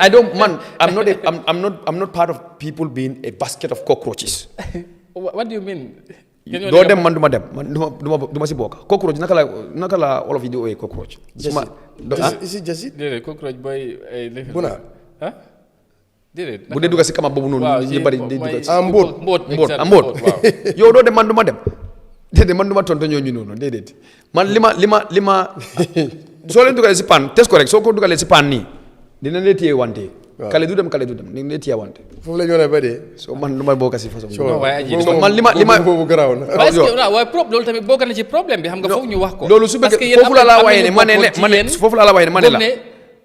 ma ne la seen candidate bi dafa try waat Amadou that is not a discussion man li may wax ne mooy ma ne la am na ñoo xamante jaral leen ñooñu baroo toog moo leen gënal changement beneen changement moo ñu jógee ci yéen sax man de yow dama fa yóbbu de waaye man gom naa ne li ma wax lii lu leer la nag yàlla tere baroo win fii baroo si fi wéenee billaahi wala yow sa boppa di nga fi reccu su fekkee ne ñoom ngay support di nga wax ne waaye ndekete man ma ngi support ñu waaye xam man seen direction bi woon dinañ fi taacu célébrer sabar ba suba opposition bi acca ñeneen ñi si ñoom so man li ma gom ne mooy winning candidate yow doo win man façon yow noonu gom nga ko because man as a Muslim pour ma speak into that contest man du ma dogal loo xamante ne moo war a xew ëllëg déedéet boo ko ma si man yàlla lu ma teg lu teg suma kaw mooy ne ma suma xel lu ma jox ma taana nit si jikko si xam-xam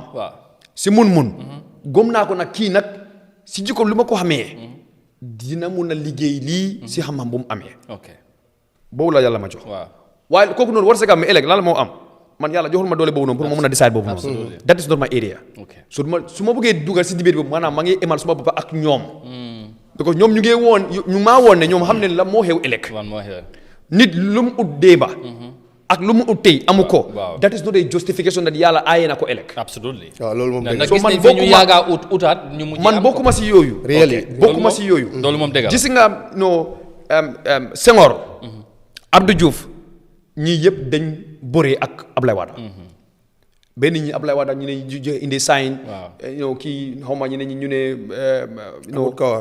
amul kawar bu amul kawar du attan réew xam nga ñu ne ñu du ko wax ne xam nga ñu ne ko ne xaw ma farabo la mu xaw ma lan la xam nga soo ñooñu duñu mën a jiitu xam nga waaye yàlla mu ne leen man maa amee suma doole bi tuutil mulk man tashaa tuutil mulk man tashaa so waaye man pour yoo nga ne you are electable kale mu ne you are not electable man ma dugg si dibéet boobu noonu maanaam ma ngi emal suma bopp ak yéen because loolu area yàlla la man du suma area waaye yàlla jox na ma xel de pour ma mun a am xam Amadou through the experience lu ma mingul ak yow ndax am nga xam-xam suma expérience bi yow ndax lu ma nekkat xeex mooy juuj baal ndax am nga sañ-sañ bi ak mbébét bi pour xeex ko yàlla jox na ma xel boobu noonu pour ma mun a di teg loolu si yow man si loolu lay seet nit based on the policies and programs li la yàlla may si xam-xam bi yes ndax mun ngaa deliver ma support la waaye du ma mun a predict ne yow you will win tomorrow non waaye du ma mun a discourage nag ne Amadou du mun a win wala Amadou man yàlla ma teg mu ne laa yaqnat min rahmatillah man loolu la ma yamal teg léegi su may ut bu ma discourage because yàlla no neemam bi blessing of Allah loolu si loxo yàlla la nekka so man naa nekka di ut ba bés boo xamante ne ma gis ne yes dey naa wala am naa waaye su ma deyee nag loolu xam naa ne su ma wërsëg bi jeex na so balaa loolu bokkuma si dibéet boobu noonu loolu bàyyi naa loolu leer la jërëjëf aji ci tontu boobu xëy na ne du ñàkk am na ñeneen ñi nga xëy dañu bëgg pour nga gën a leeral foofu bot ñang dinaa ñëw si yow in a moment pour nga react ci opposition bi ne ko aji waxee seen biir bot dañu am kenn kuñ war a waxal ci line bi quickly ci mbir economy and business and of course ñu ngi war a am trade fair fii ci bu am solo lekkaloo ci ak ñu bari ci réew mi ñu ngi am ki nga xamante ne mooy monsieur Dawda mu ngi ci line bi sëñ bi salaamaaleykum ñu ngi lay nuyu. waaleykum salaam wa rahmatulah ñu ngi fay ñëpp di fay waa Gambie yëpp. waaw jërëjëf waa Gambie yëpp ñu ngi lay nuyu bu baax moom moo nekk di director of DDSP ñu ngi lay gërëm monsieur Dawda ci time bi nga am na li ngeen di waajal Gambia fii ci ay trade fair 29th of January incha allah ci ay ba juróomi fan ci weeri février ñu bëggoon rek nga xamal ñu ak ñu lay seetaan ak di la déglu naka programme bi naka la tëddee ak lan ngeen fas yéene def ci trade fair boobu. macha allah ñu ngi nuyu ñëpp di déjà présenté wu maa ngi tudd Daouda Diokh. waaw nekk doomu Africa. su ma nee nekk doomu Africa. waaw fépp laay laal. créé benn compagnie bu tudd DDSP mooy DD Solution Production. di yëngu ci wàllu artisanat fairs développement ci wàllu ji nga xam ne. tey dañoo am seen i market wala am seen marchandise. wante xamuñu nuñ koy jaayee donc looloo tax ñu organise ay foire ay fair léegi nag ñu ngi organise benn fair the African Artisan Fair in Gambia. 2025 defoon nañ ko Mali. après defoon ko Sénégal Auguste léegi nag bu ñu waa Ivory Coast ak Guinée Conakry woowee pour ñu def ko ñu ne man balaa may def leneen feneen il faut ma def ko ci biir fi nga xam ne moom la samay mbokk nekk muy waa Gambia. ah donc looloo tax ñu ne il faut ñu xam adduna bi yëpp xam ne Gambia am nañ ay artisan ay artisan yoo xam ne tey dañuy liggéey dañuy def loo xam ne mën nañ ko jaay ci biir Afrique ak ci world bi yëpp donc ñu def benn phase luy jëm ci tout ce qui est event intended to be a unique platform for showcasing African expertise and promoting artisanal entrepreneurship. Okay. So ci 1 week lay doon léegi nag kii bi nu mu tuddati ci partenaires yi am nañu partenaires yi fori boobu nekk Gambie ci world bi yëpp. Okay. Mais tamit il faut nga xam ñi nga xamee dañuy liggéey ak waa Chamber of Commerce ñoom ñoo nañ fa octobre. ba ñu jox ñu autorisation pour ñu def ko fa ñoom lañ koy organise foofu ci Bakau State Independence Stadium à Bakau. dina am ay ñu jógee Ivory Coast dina am ñu jógee Sénégal dina am ñu jógee Mauritanie. dina am na ñu jógee Burkina am na ñu jógee tamit Mali mais ñun li ñu gën a soxla moom mooy artisan yi nga xam ne ñu ngi biir foofu biir Gambia. ñoom sax ci world bi yëpp ñoom ñi nga xam ne que ne Gambia ni lii am Sénégal Mali Côte d'Ivoire fu nekk Gambia tamit ñoom ñoo leen ko gën a xarañ. te loolu day tax ñu promote Gambian artisanal bi ñu promote tamit artisanal entrepreneurship bi nekk foofu bi Gambia. We have to facilitate the trade and cooperation between African artisans. One strength and the role of the craft in economy for Gambia, making it provide an international showcase for artisans to increase their visibility around the world. All right. Tamit ministre ambassadeur bu Sénégal. bi nekk Gambie. moom mooy nekk marraine bi. pare bi benn maire la bu nekk ci biir commune Golf bi bu nekk Sénégal. te bu ñu fàtte ne suñu brother. Djeba artiste boo xam ne international guest star moom mooy nekk ci cérémonie officielle bi pour animation incha allah. all right loolu am na solo bu baax a baax ci leeral bi ba léegi di la wax rek ne jàppal ne ñu bari ñu ngi lay déglu fii ci Gambia ak ci biti réew. pour programme bi nu moo demee laajte bi mooy dem ngeen yeneen réew ci Afrique yaa ngi tudd Mali ak Côte d'Ivoire ak yeneen lan moo tax this time ngeen choose wala ngeen choisir Gambia ak. trade yaa ngi wax mbiri trade jaay ak jënd ci Afrique ñu bari dañ jàpp ne dafay jafe diggante réew yi seen bopp te yéen yaa ngi ci liggéey loolu tamit ndax li bokk na ci liy wàññi jafe-jafe yi boo ci doon indi leeral lan nga ñu mën a wax ci loolu. déjà the important bi moom mooy. maanaam thème fee bi mooy craft a vector of development. Vector of development for Africa.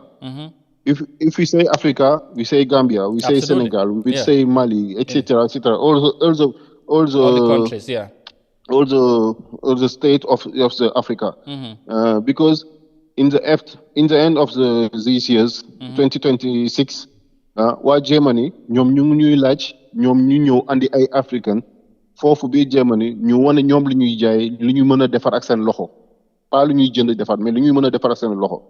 so li ñu bëgg. moom mooy ñun ñu am benn base bu dëgër biir Africa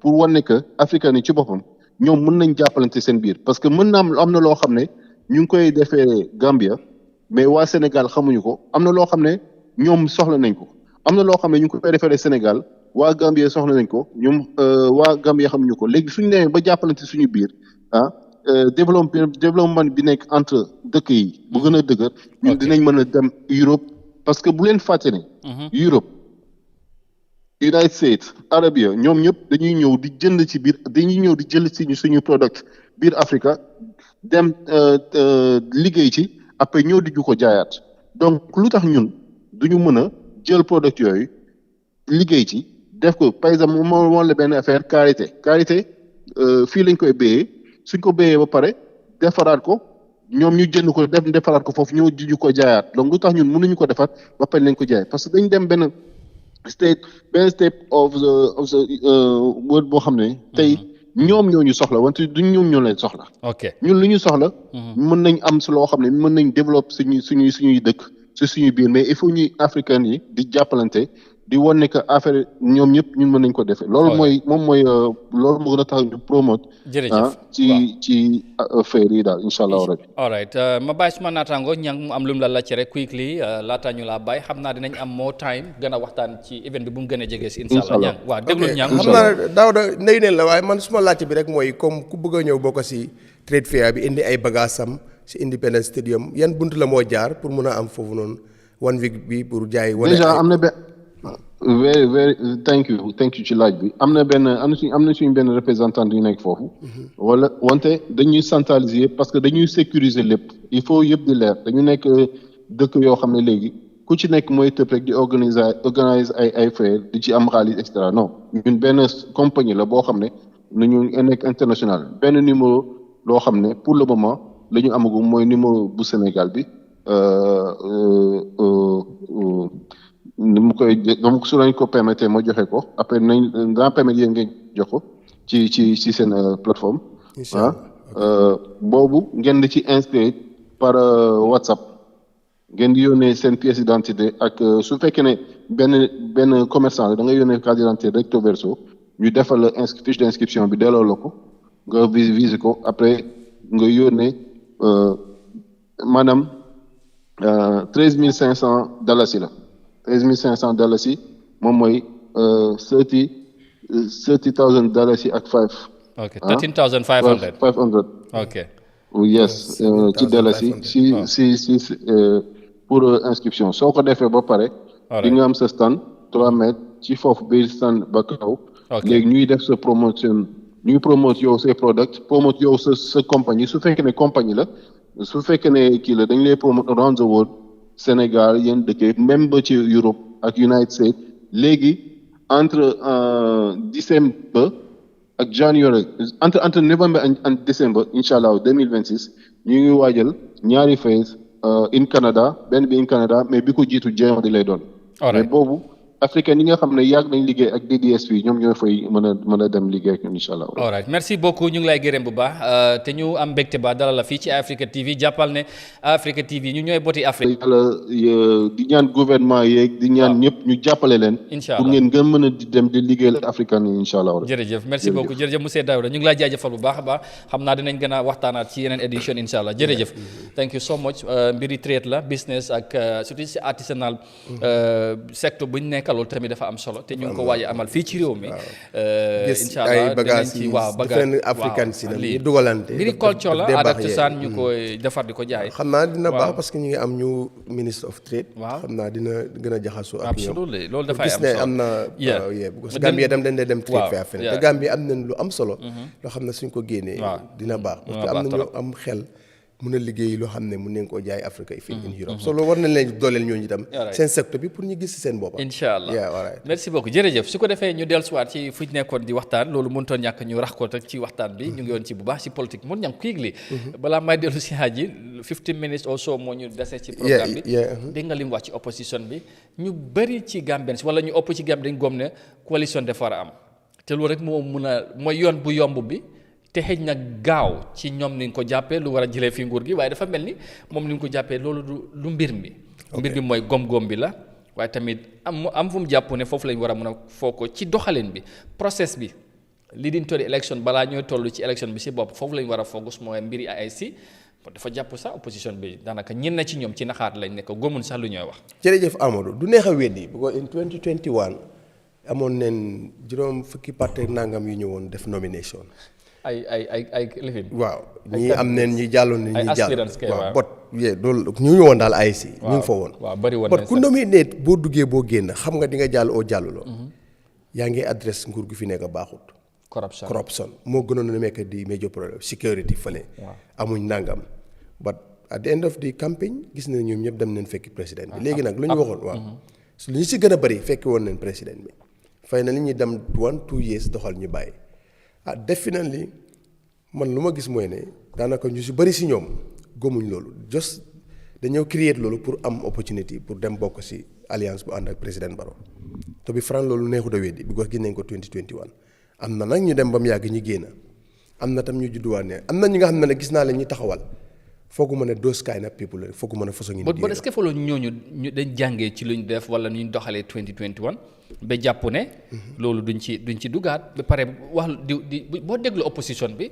ñu bari ñoom bu ñoo communiquer luñ lay gëmloo mooy lu fi nekk nekkul luñ fi war a bàyyi muy continuer waaye kaddu yoo la at ju gëm ne ñooñu lu ñoo wax dañ ko gëm xam nga démb ñu ko fi doon wax dama la ne ku wér rek xam nga ki la mun ma ñu ko fi doon wax démb ku nekk xam na ne am na ku nga xam ne créé na parti am na everything nga xam ne bu demoon ak combat bi ak NPP wu daf ko óor ne loolu du combat amul insha allah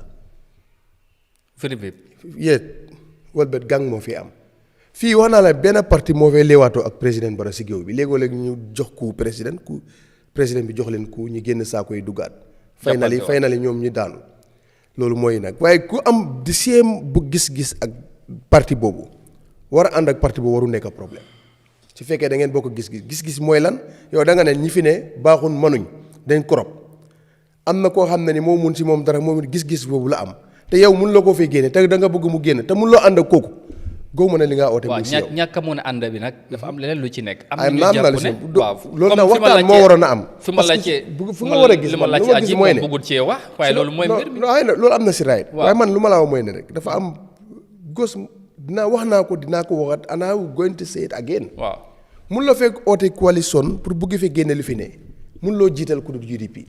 soo ku wax loolu rek yow parewuloo. non jiital am na looy xalaat leneen. waaye est-ce que jiital UDP problème la waaye jiital UDP ñoom ci kan la ñoo jiital. non loolu tam loolu waru nekk problème ñoom loolu lañu am problème. non loolu nag ku mu am problème ba léegi bëgguloo li fi nekk mu jóg fii. parce que ñoom candidate UDP bi lañ ko mun ne. non waaye léegi du ma la wax candidate UDP bi. te loolu moom candidate UDP kan nga koo méngaleeg ak si yeneen candidate yi fi nekk te bokkuñ UDP. waaw loolu de moom candidate UDP bi mun naa la moo fi indi président bu bëgg UDP génn tey. waaw candidate UDP bi dafa nekk fi prime minister of foreign affairs. vice président. ndax gis nga cool yi lu mu bëri ku ko ne yaa fi jël alali réew mi. so lan nga koo sikkee ñu waxante dëgg may frère. waaw ñu ne kanaa bu la neexee nga ne neexul la dafa gàtt. non ñu ne dafa dem bu la neexee nga ne la waa paa la wala looya la. non ñu ne dafa try five times. efin doo sin maata. argument boobu la ñu ne ñu di wax kan ba léegi rek kan nga ko compare si expérience si xam. ak jub sax bu la neexee yokk fa parce que gars yi wax lu wax ji bëri du duñ ko baaraan yaa fi def nangam. soo léegi kan nga ko fee compare ak keneen doo sin maata yàgg du waaye fii ko fi bëgg a yàgg gars yi ñooy wax ne ñoom ñëpp bëgg a nekk paa. fii ko fi gis bëgg naa nekk paa doo si man góoma yooyu. man gi nga ñu naa yuut si nangam naa man góom naa yàlla waaye dafa yàgg ak yàlla ku leen bëgg a tegee fële sa dara du dem réew mu ko fi defoon fii di sànni mag ñi fële di dem ñu ngi nii demuñ dikkuñ daanaka mbóot leen lu gars yi di wax téyewante leen fi nekk demuñ dikkuñ mag dafa baax si réew surtout mu nekk kilifa surtout mag mu nga xam ne dafa jub gars yi suñ bëggee dañuy soob de gars yi ay place leen bëgg su fekkee dañ bëgg a génne li fi ne am neen matériel bu baax am nga team bu nga xam ne nii am na strega ba am na yëpp ñëwal nekk si li leebin bi rek wala nga nekk différent wala nga nekk leneen. waaye lay nekku si. lan ngay wax ci ñi lan ngay wax ci ñi jàpp ne tamit UDP dañ bëgg a impose seen bopp ci seen kaw ne ñoom ñoo ëppa ñoo gën a am mbooloo. ba pare ñoom loolu amut balaa ngaa non xaaral rek non dama la laaj rek. man ka wax man seen ak yu mel nii ma laa lay tegal. ne UDP ñoo gën a am mbooloo ñoom ñoo ëppale whatever voters ba pare moo tax ñoom. ci loolu ñu bëgg a imposer bopp si seen kaw ñoom ñooy seen candidat teg ko wax nag léegi ñoom ñooy jiitu tamit teg ci. non lu ma la lu ñoo waxtaanee pour ñoom. léegi daal ma wax la ko la nga wax ci loolu. non loolu wax ji yaaxu la lu ñu wax UDP la wax mooy dëgg lu ma gëm daal képp ku fi système bu la neex bi fi nekk nekkut nga bëgg koo génne. waaye coalition dañ ko waxtaanee nag ñaar. non ay agree with you dañ ko waaye fii mun loo waxtaanee coalition ba ban yow ñu fi amee parti kan nga fee teg si kanam xam naa ne ñoom ñëpp baax neen waaye nag kii tamit nag pourcentage bi nag fa crédit bi fa ñu jox ko gars yi ñoo ko amee parti bu fi tëlee neraw gars yi. ba forcer seen alkaali yeeg ci fii ñi bokk si bagage yi nekk seen campagne manager waaye du ñeneen ñi nag xam nga kan ñan la neen waxante dëgg nag man xam nga dafa mënu laxal yi man lu fi ne loolu laa lay wax dem na ñëw na ku fi bëgg a génnee li fi nekkut ñi ko bëgg a génnee li fi nekkut yoon bu gaaw bi. ak fu gaaw fi. mooy ñëw booloog ak ñi nga xam ne ñoo tere nelaw gars yi. ku fi defut loolu nag bëgguloo génne lu fi ne. parce que daf laa óor na yow sa bopp mënoo ko. loolu ku ne xam na ko neen waxante dëgg rek. yow parti yi nga xam ne duñ bokk si benn kilifin doo mus a dem élection du councilor du chairmanship du mayorship du parliamentary du presidential langaamu rek mooy ñi fi ne nii tey. kon ndax gis nga any coalition. sa parti yi langaamu indi bi sax yooyu dee neen. non loolu la opposition bu toog déglu aji mu bokk ci UDP est-ce que kooku tey dina wax ne du seetaat boppam wax ne est-ce que kon coalition bi Gambien si su fekkee li ñoo wax daa Amadou su fekkee ne yow li mu wax ne xaw ma fii daa politique parti bu fi ne di wax naan président Barrow baaxul dafa nangam waaw bëgg ko fee génnee te yow amul kenn ku nga xam ne da nga tëdd bu guddi ku dul UDP ne mun naa fee génne ñi yàlla nag lu ko neex mu def but su fekkee election is numbers si ko fi mun a génne ñi ñoo UDP ñoo ko andi léegi nag waxuma rek keneen mun naa ñëw fël parce que tam boo ne président par in 3 months waaye dafa àndoon parti bu am numbers de moo ko fi indi mu ñëw nekk ko fi yes kon numbers is something very important waaye ku fi bëgg am agenda lu dul président Barrow jógee fi ñu am agenda am laa wax de bëgg bu jógee fi bànqaas bi nga war a la ngaa moom mooy UDP bu loolu amul kay moom yow da mais bi nga dem fekki gars yi wala nga toog fële di lijjanti say bagage waaw thank you waaw waaye nag lu ma la waxoon dinaa la ko waxaat élection nu ma gisee élection bi coalition without coalition even without coalition something can happen lii ko dama ne pour les partis yi bëri yi nga xam ne ni demuñ sax ci UDP ñooñu nit yi NPP la ñoo jël man analyse boobu laa am na ñu doon jéem a xalaat coalition without UDP loolu tam mun naa nekk waaye loolu yëpp su amee is good dina baax si ñaari parti yi waaye ki muy gën a baax mooy UDP parce que right now nii coalition bu fi amee beneen opposition te du UDP bokk si beneen yeneen candidat am demal seen boppa wax naa leen nit ñooñu ñu ñoo jël si ñu bokkoon si NPP laa nekk wala ñu sànniloon NPP. defal ndànk yaa ngi wax incumbent ba pare opposition bi xaajoo UDP demal boppam dina am ñeneen ñu ànd ak ñoom. waaw opposition bi amaat beneen coalition si biir opposition bi. xam nga loolu ku moo affect NPP. non bul wax. of course NPP la mu affecté. non waaye politically am na ñuy jàngat loolu laa gis man loolu laa gis teg ko si ne yow xam nga ne yow nit yi UDP ñii jël leen yombul. but UDP bul fàtte ne xaajoo nañ. te ma waxal la yow I agree sa organizing secretary dem na. deputy organizing secretary. campaign manager. ma non ñooñu. rek nga am ñaari candidate étude bi leen génne rek ñooñu dee indi fil étude bi leen génne rek. naka. demit ñu ifin dem boobu ñooñu sax bu ñu àndee dem groupe dafa affect NPP Amadou li fi lu ma yaakaar laa lay wax nii de parce que lii problème bi mooy ne ñooñu dootul campagne ti lifin UDP xam nga ku ñëw wax président Barrow léegi nag ki nga xam ne mu ngi toog fële coow bu nekk diggante UDP ak UMC nekkul diggante sax UDP ak MPP right now but UMC is their problem seen ministre taxaw na wax ko non loolu laa wax tey pour UMC mu dem élection loolu wàññiwu dara UDP but NPP la mun a affect non waaye soo laajee ñoom leet loolu NPP la affect ok bàyyi ma laaj ko moom sax waaw pour ma daaneel foofu loolu man si loolu laa gis man su ma nekk bokkoon NPP dinaa am tiitaange si fekkee ne coalition amul parce que dama am na any political party. yow loolu foo ko teg parce que man analyse yu mag dégg yëpp ñu bëri dañu jàpp loolu bu amul mooy gën a yombal. non loolu wax la rek parce que parti bu nekk comp boo jël si biir NPP nga ko jëlee waaye doo ko jëlee feneen. yow gis nga coalition amul 2021 parti yi yëpp ñu leen a topp dañoo woon a NPP leen nekkoon waaye doo pour nga dégg parti bu ñu topp su dul ku jógee UDP. 2021 coalition amul gis nga fu président Barrow mujjee ak ñoom. non bot affaire yi du benn nag. lan mooy fi wute 2021 nga wax lii 2026 la. léegi lan moo ban garantie nga am bu coalition amul. non bari na Amadou 2026 bi bari na bu ko dafa am ñu bari fàqee NPP. comme ñan dat Madi dafa am na lu mu amee. waaw loolu la affecté mu ngi jógee ko NPP. am na ñeneen ñu nga xam ne nii. dañ jege woon NPP am na ñu bokkoon si alliance bi génnaat génn wuti seen yoon yi boppa ak nit ñi. waaw am na tamit ak whatever the case nit ñaa ko wax nit ñi den sonn nit ñi den nangam. am na ñu bari ba terewul tam waaw am na ñu bari ñu mer ñu nekk biir NPP. soo loolu yëpp soo ko boole they have problème and ñoom xam nañ ko. yow yaay nekk fii di decide bu coalition amul nangam waaye nu candidat yi bëree gën a affect NPP. I'm telling you. ok Haji man su ma bokkoon si ñoom si loolu lay liggéey. I want to react to this but maybe ma bàyyi la foofu but the question mooy fu ñoo jeexalee mooy. With or without coalition ndax gëm nga ne UDP alone can make a change. waaw. fu ñu ko jëlee nag mooy MPP foofu lañ ko jëlee. gëm nga ne Mbemba Dramé was an influential MPP member, right? Key player waaw. fan la bokkatee. ngi UDP. Amadou Sankare is an influential MPP member. An executive position holder in diaspora tey mu UDP Bois Fofana comme dama la lim ay fiw rek. non xam naa waaw.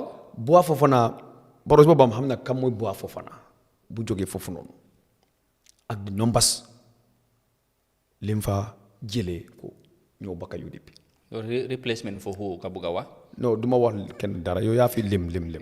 non aji waaye loolu xaji doo ko mën a emale ay admin organizing secretary xaaral rek moom bu mu lim waaye non li ngeen mënta understand non waaye xaaral rek waaye lay ñaanal bàyyi ko mu compter bu ko dafa am na replace non booy compter mu ne replacement ñan la léegi bu ko neexu mu ne replacement boobu bu loo replace léegi bu la bëgg dee wax 9 bi génn wala 7 bi bàyyi ko si biir rek may ko anga suma direction bi fooy mooy ne yéen yaa ngi focus on somebody in the office maa ngi focus on a food soldier grassroots. ok koo xamante ne dafa influence directly. di am interaction ak nit ñi. waaw moo gën a important si politique. fa utee ak yow yaa ngi toog you are too big to go and meet one or two people maanaam yow da nga rëy trop. and who's that. pour nga dem meet benn nit ak ñaari nit. di nga man yàlla bés bu ma doon defar boo ma fa waaye lim njëkk a daaxa mooy ragal. waaw loola njëkk a génne si man. di nga lim tuur bal. waaye dama dee bëgg a jox relevance to somebody who doesn't deserve it. I respect that. so loolu I'm not part of those people. Okay. So li ma la wax ne mooy ne ñun ñu ngi focus on the grassroots. yéen ngi focus on privilege on personalities. maanaam kii def dee sol gañ la ges na bu 30,000 la dee sol yaa ngi focus man maa ngi focus ak koo xamante ne is a foot soldier at the grassroots. Sergeant in the ground. Exactly. So UDP seen politique bi ak ñu bari ñu dee xalaatee si politique dafa ute ñun suñu politique bi dafa ute ak xam nga place moo tax ñu Ousainou Darboe sax yow Amadou. even ma wax la sa 11-year-old boy. it's not a disrespect waaye su demee mu knock the door of Ousainou Darboe he will open it and welcome him to sit with him. He want to listen to them more than me Haji who is having a position. ñun suñu politique bi. is based on the ordinary Gambians. si base bi. It's not about you holding a PhD. No. Okay. Grassroots base. Absolutely. Ordinary voters. So member, so member, you yangi bugal lim talib because he's organizing secretary. Yeah. So member bugal Amadou Sangare, you yangi bugal one like let's say Lopi Babakar Lopi. Wow. Wala ñom Lamine Diba. So member bugal buwa fa ne ma Karfa Sonko. Sorry. Manela Ibrahima Soriba moo gën a effective in combination of Ibrahima Soriba laa wax de. moo gën a effective in politique. Gen Karafa Sonko. Ibrahima Diba your former campaign manager. Yes Ibrahima Diba Karafa Sonko Talib Ahmad Bensouda Ibrahima Soriba rek doy nañu man ñun. man ku fi ñëwoon waaw soo leen combine together is better than these 3 or these 4. dégg naa mu dafa poñe bassin moom. xam nga na ko kap kan Ibrahima Soriba. ndax poñe na bassin wala poñe na bassin comme lu ma laa wax ne di wee ñun lu ñu soxlee si politique.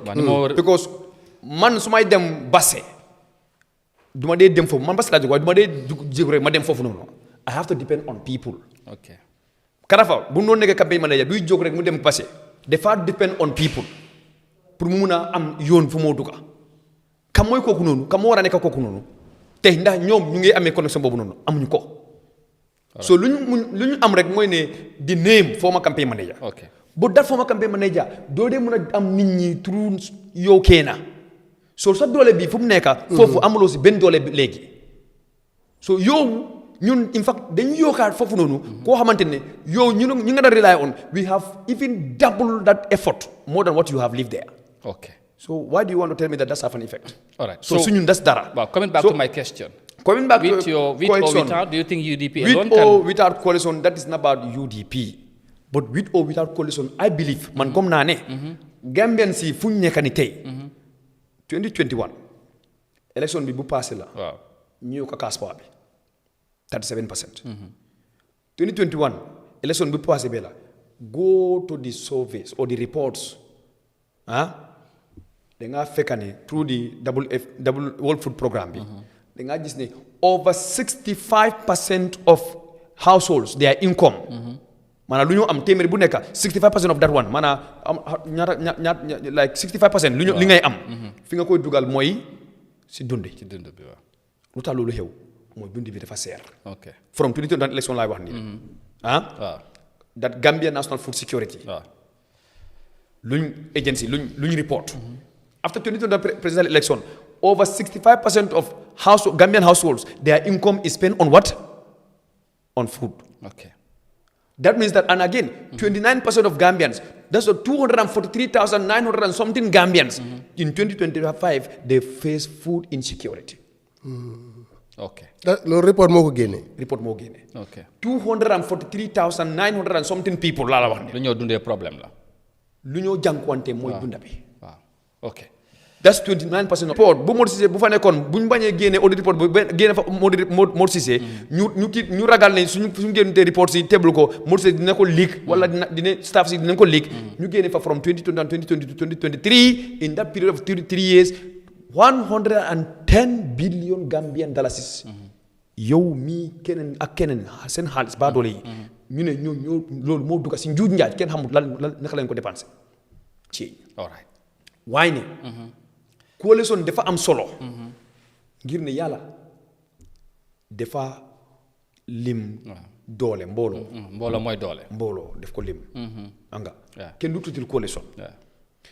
waaye ne coalition dafa war a ñëw tamit ngeen teg ko mbooloo tamit dafa war a ñëw ngeen teg ko si kaw dégga. ok mooy indil effect after a change. either consequential. or genuine gains. maanaam changement bu ngeen naay def na fekk changement doo leen wax ne suñu xamoon. waaye nañ teg mbooloo rek. nañ teg mbooloo rek. soo leen tegee mbooloo bi ngeen am ndam si winning ba élection bi victory bi that's only one day maanaam benn bés rek la.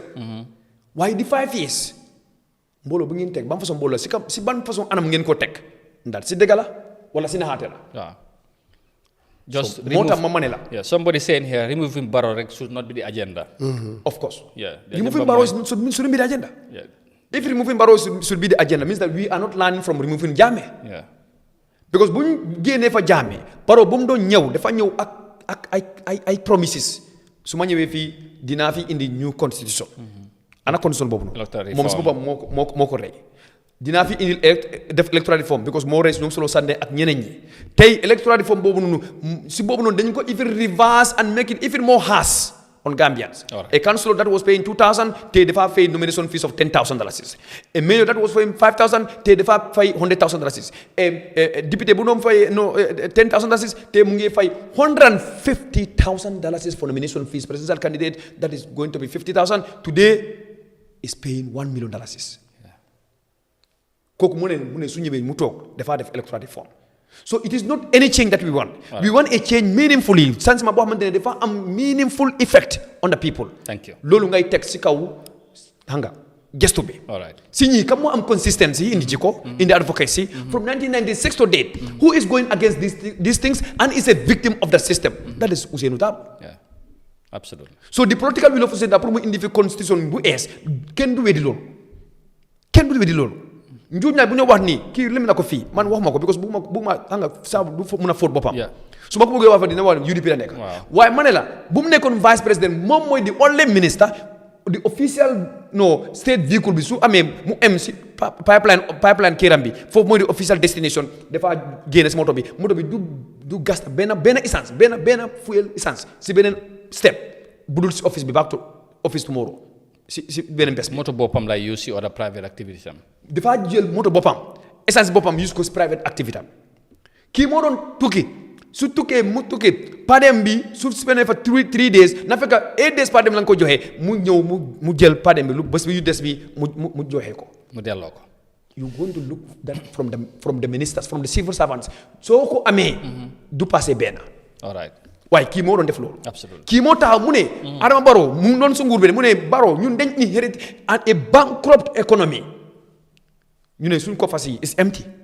Amadou mu taxaw in the whole world mu ne leen nañu wàññi unnecessary troubles ñoom Henry Gomez ñu génn ñu ne Ousainou Darboe dafa bëgg a undermine Adama Barrow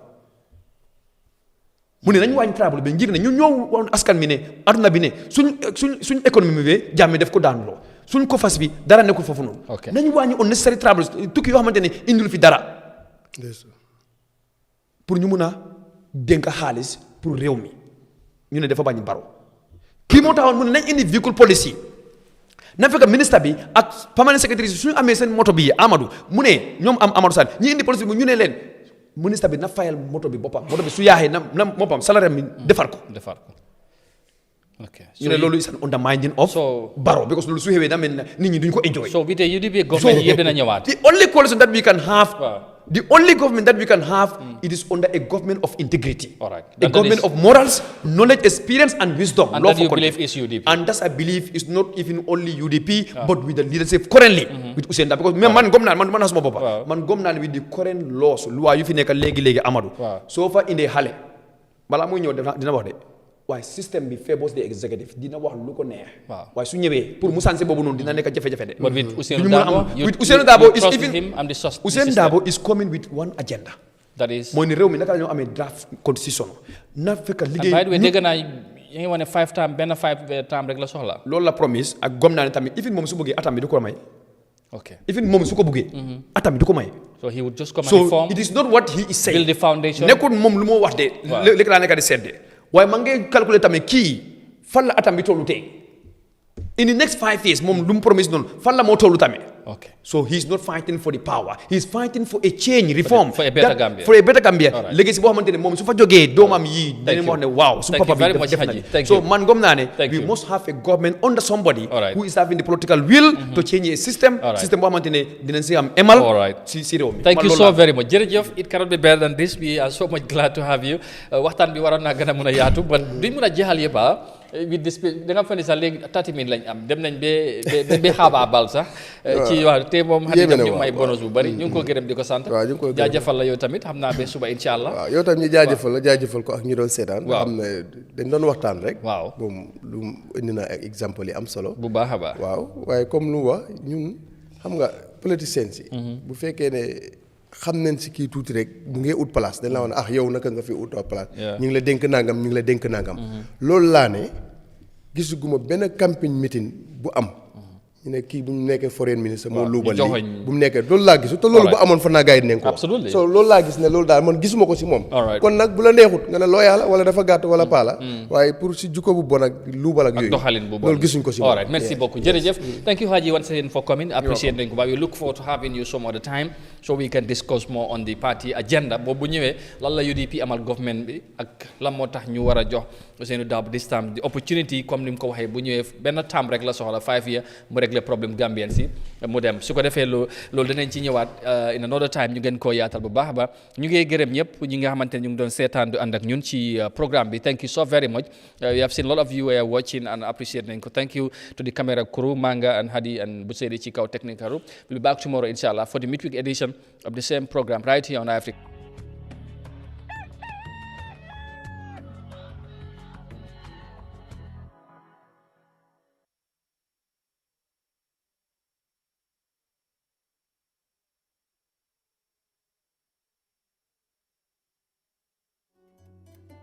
ñamugol ko moƴƴi fuɗɗori dartinagol nebbe haa ko nandi e mon ko on tigi ñamata damugal kippungal fi ñameteji e demal ka aduna andira FAO jokkodiri e damugal kippungal fi cellal e ɓamtare himɓe ka leydi ɗo moƴƴini laawi ɗinantama jama on ko ɗum ɗon wawi dartinade ko gollirta e ñameteji maɓɓe nanduɗi wa ñameteji nebam ƴettugol litar ɗiɗi e feccere no waywasi on tigi kor kuddu ha heewi golliri e nebbam ɗam gollirgol nebbamji moƴƴiniraɗi guerte ha ko wiyete soya bean hino walla neɗɗo no ɗuytiri gollirgol ñameteji wayɗi wa bota walla tentul dartino hono defirta ñamete ma woni ko a warbay ma ko a juɗay sabuna ɗum ɗo hino walla ma ɗusta ñebbeliji waɗi wa stroke cancer diabetes ha ko nandi e mum ƴettu feere no gollirɗa ñameteji nebam ha ko nandi e mum fi cellal ma tabita jokkodiren tabintinen cellal nder Gambia ɗo ɗum ɗo waɗi ha hiɗa foti jokkude yamiroreji immorɗi ka food based dietary guidelines fi cellal tabita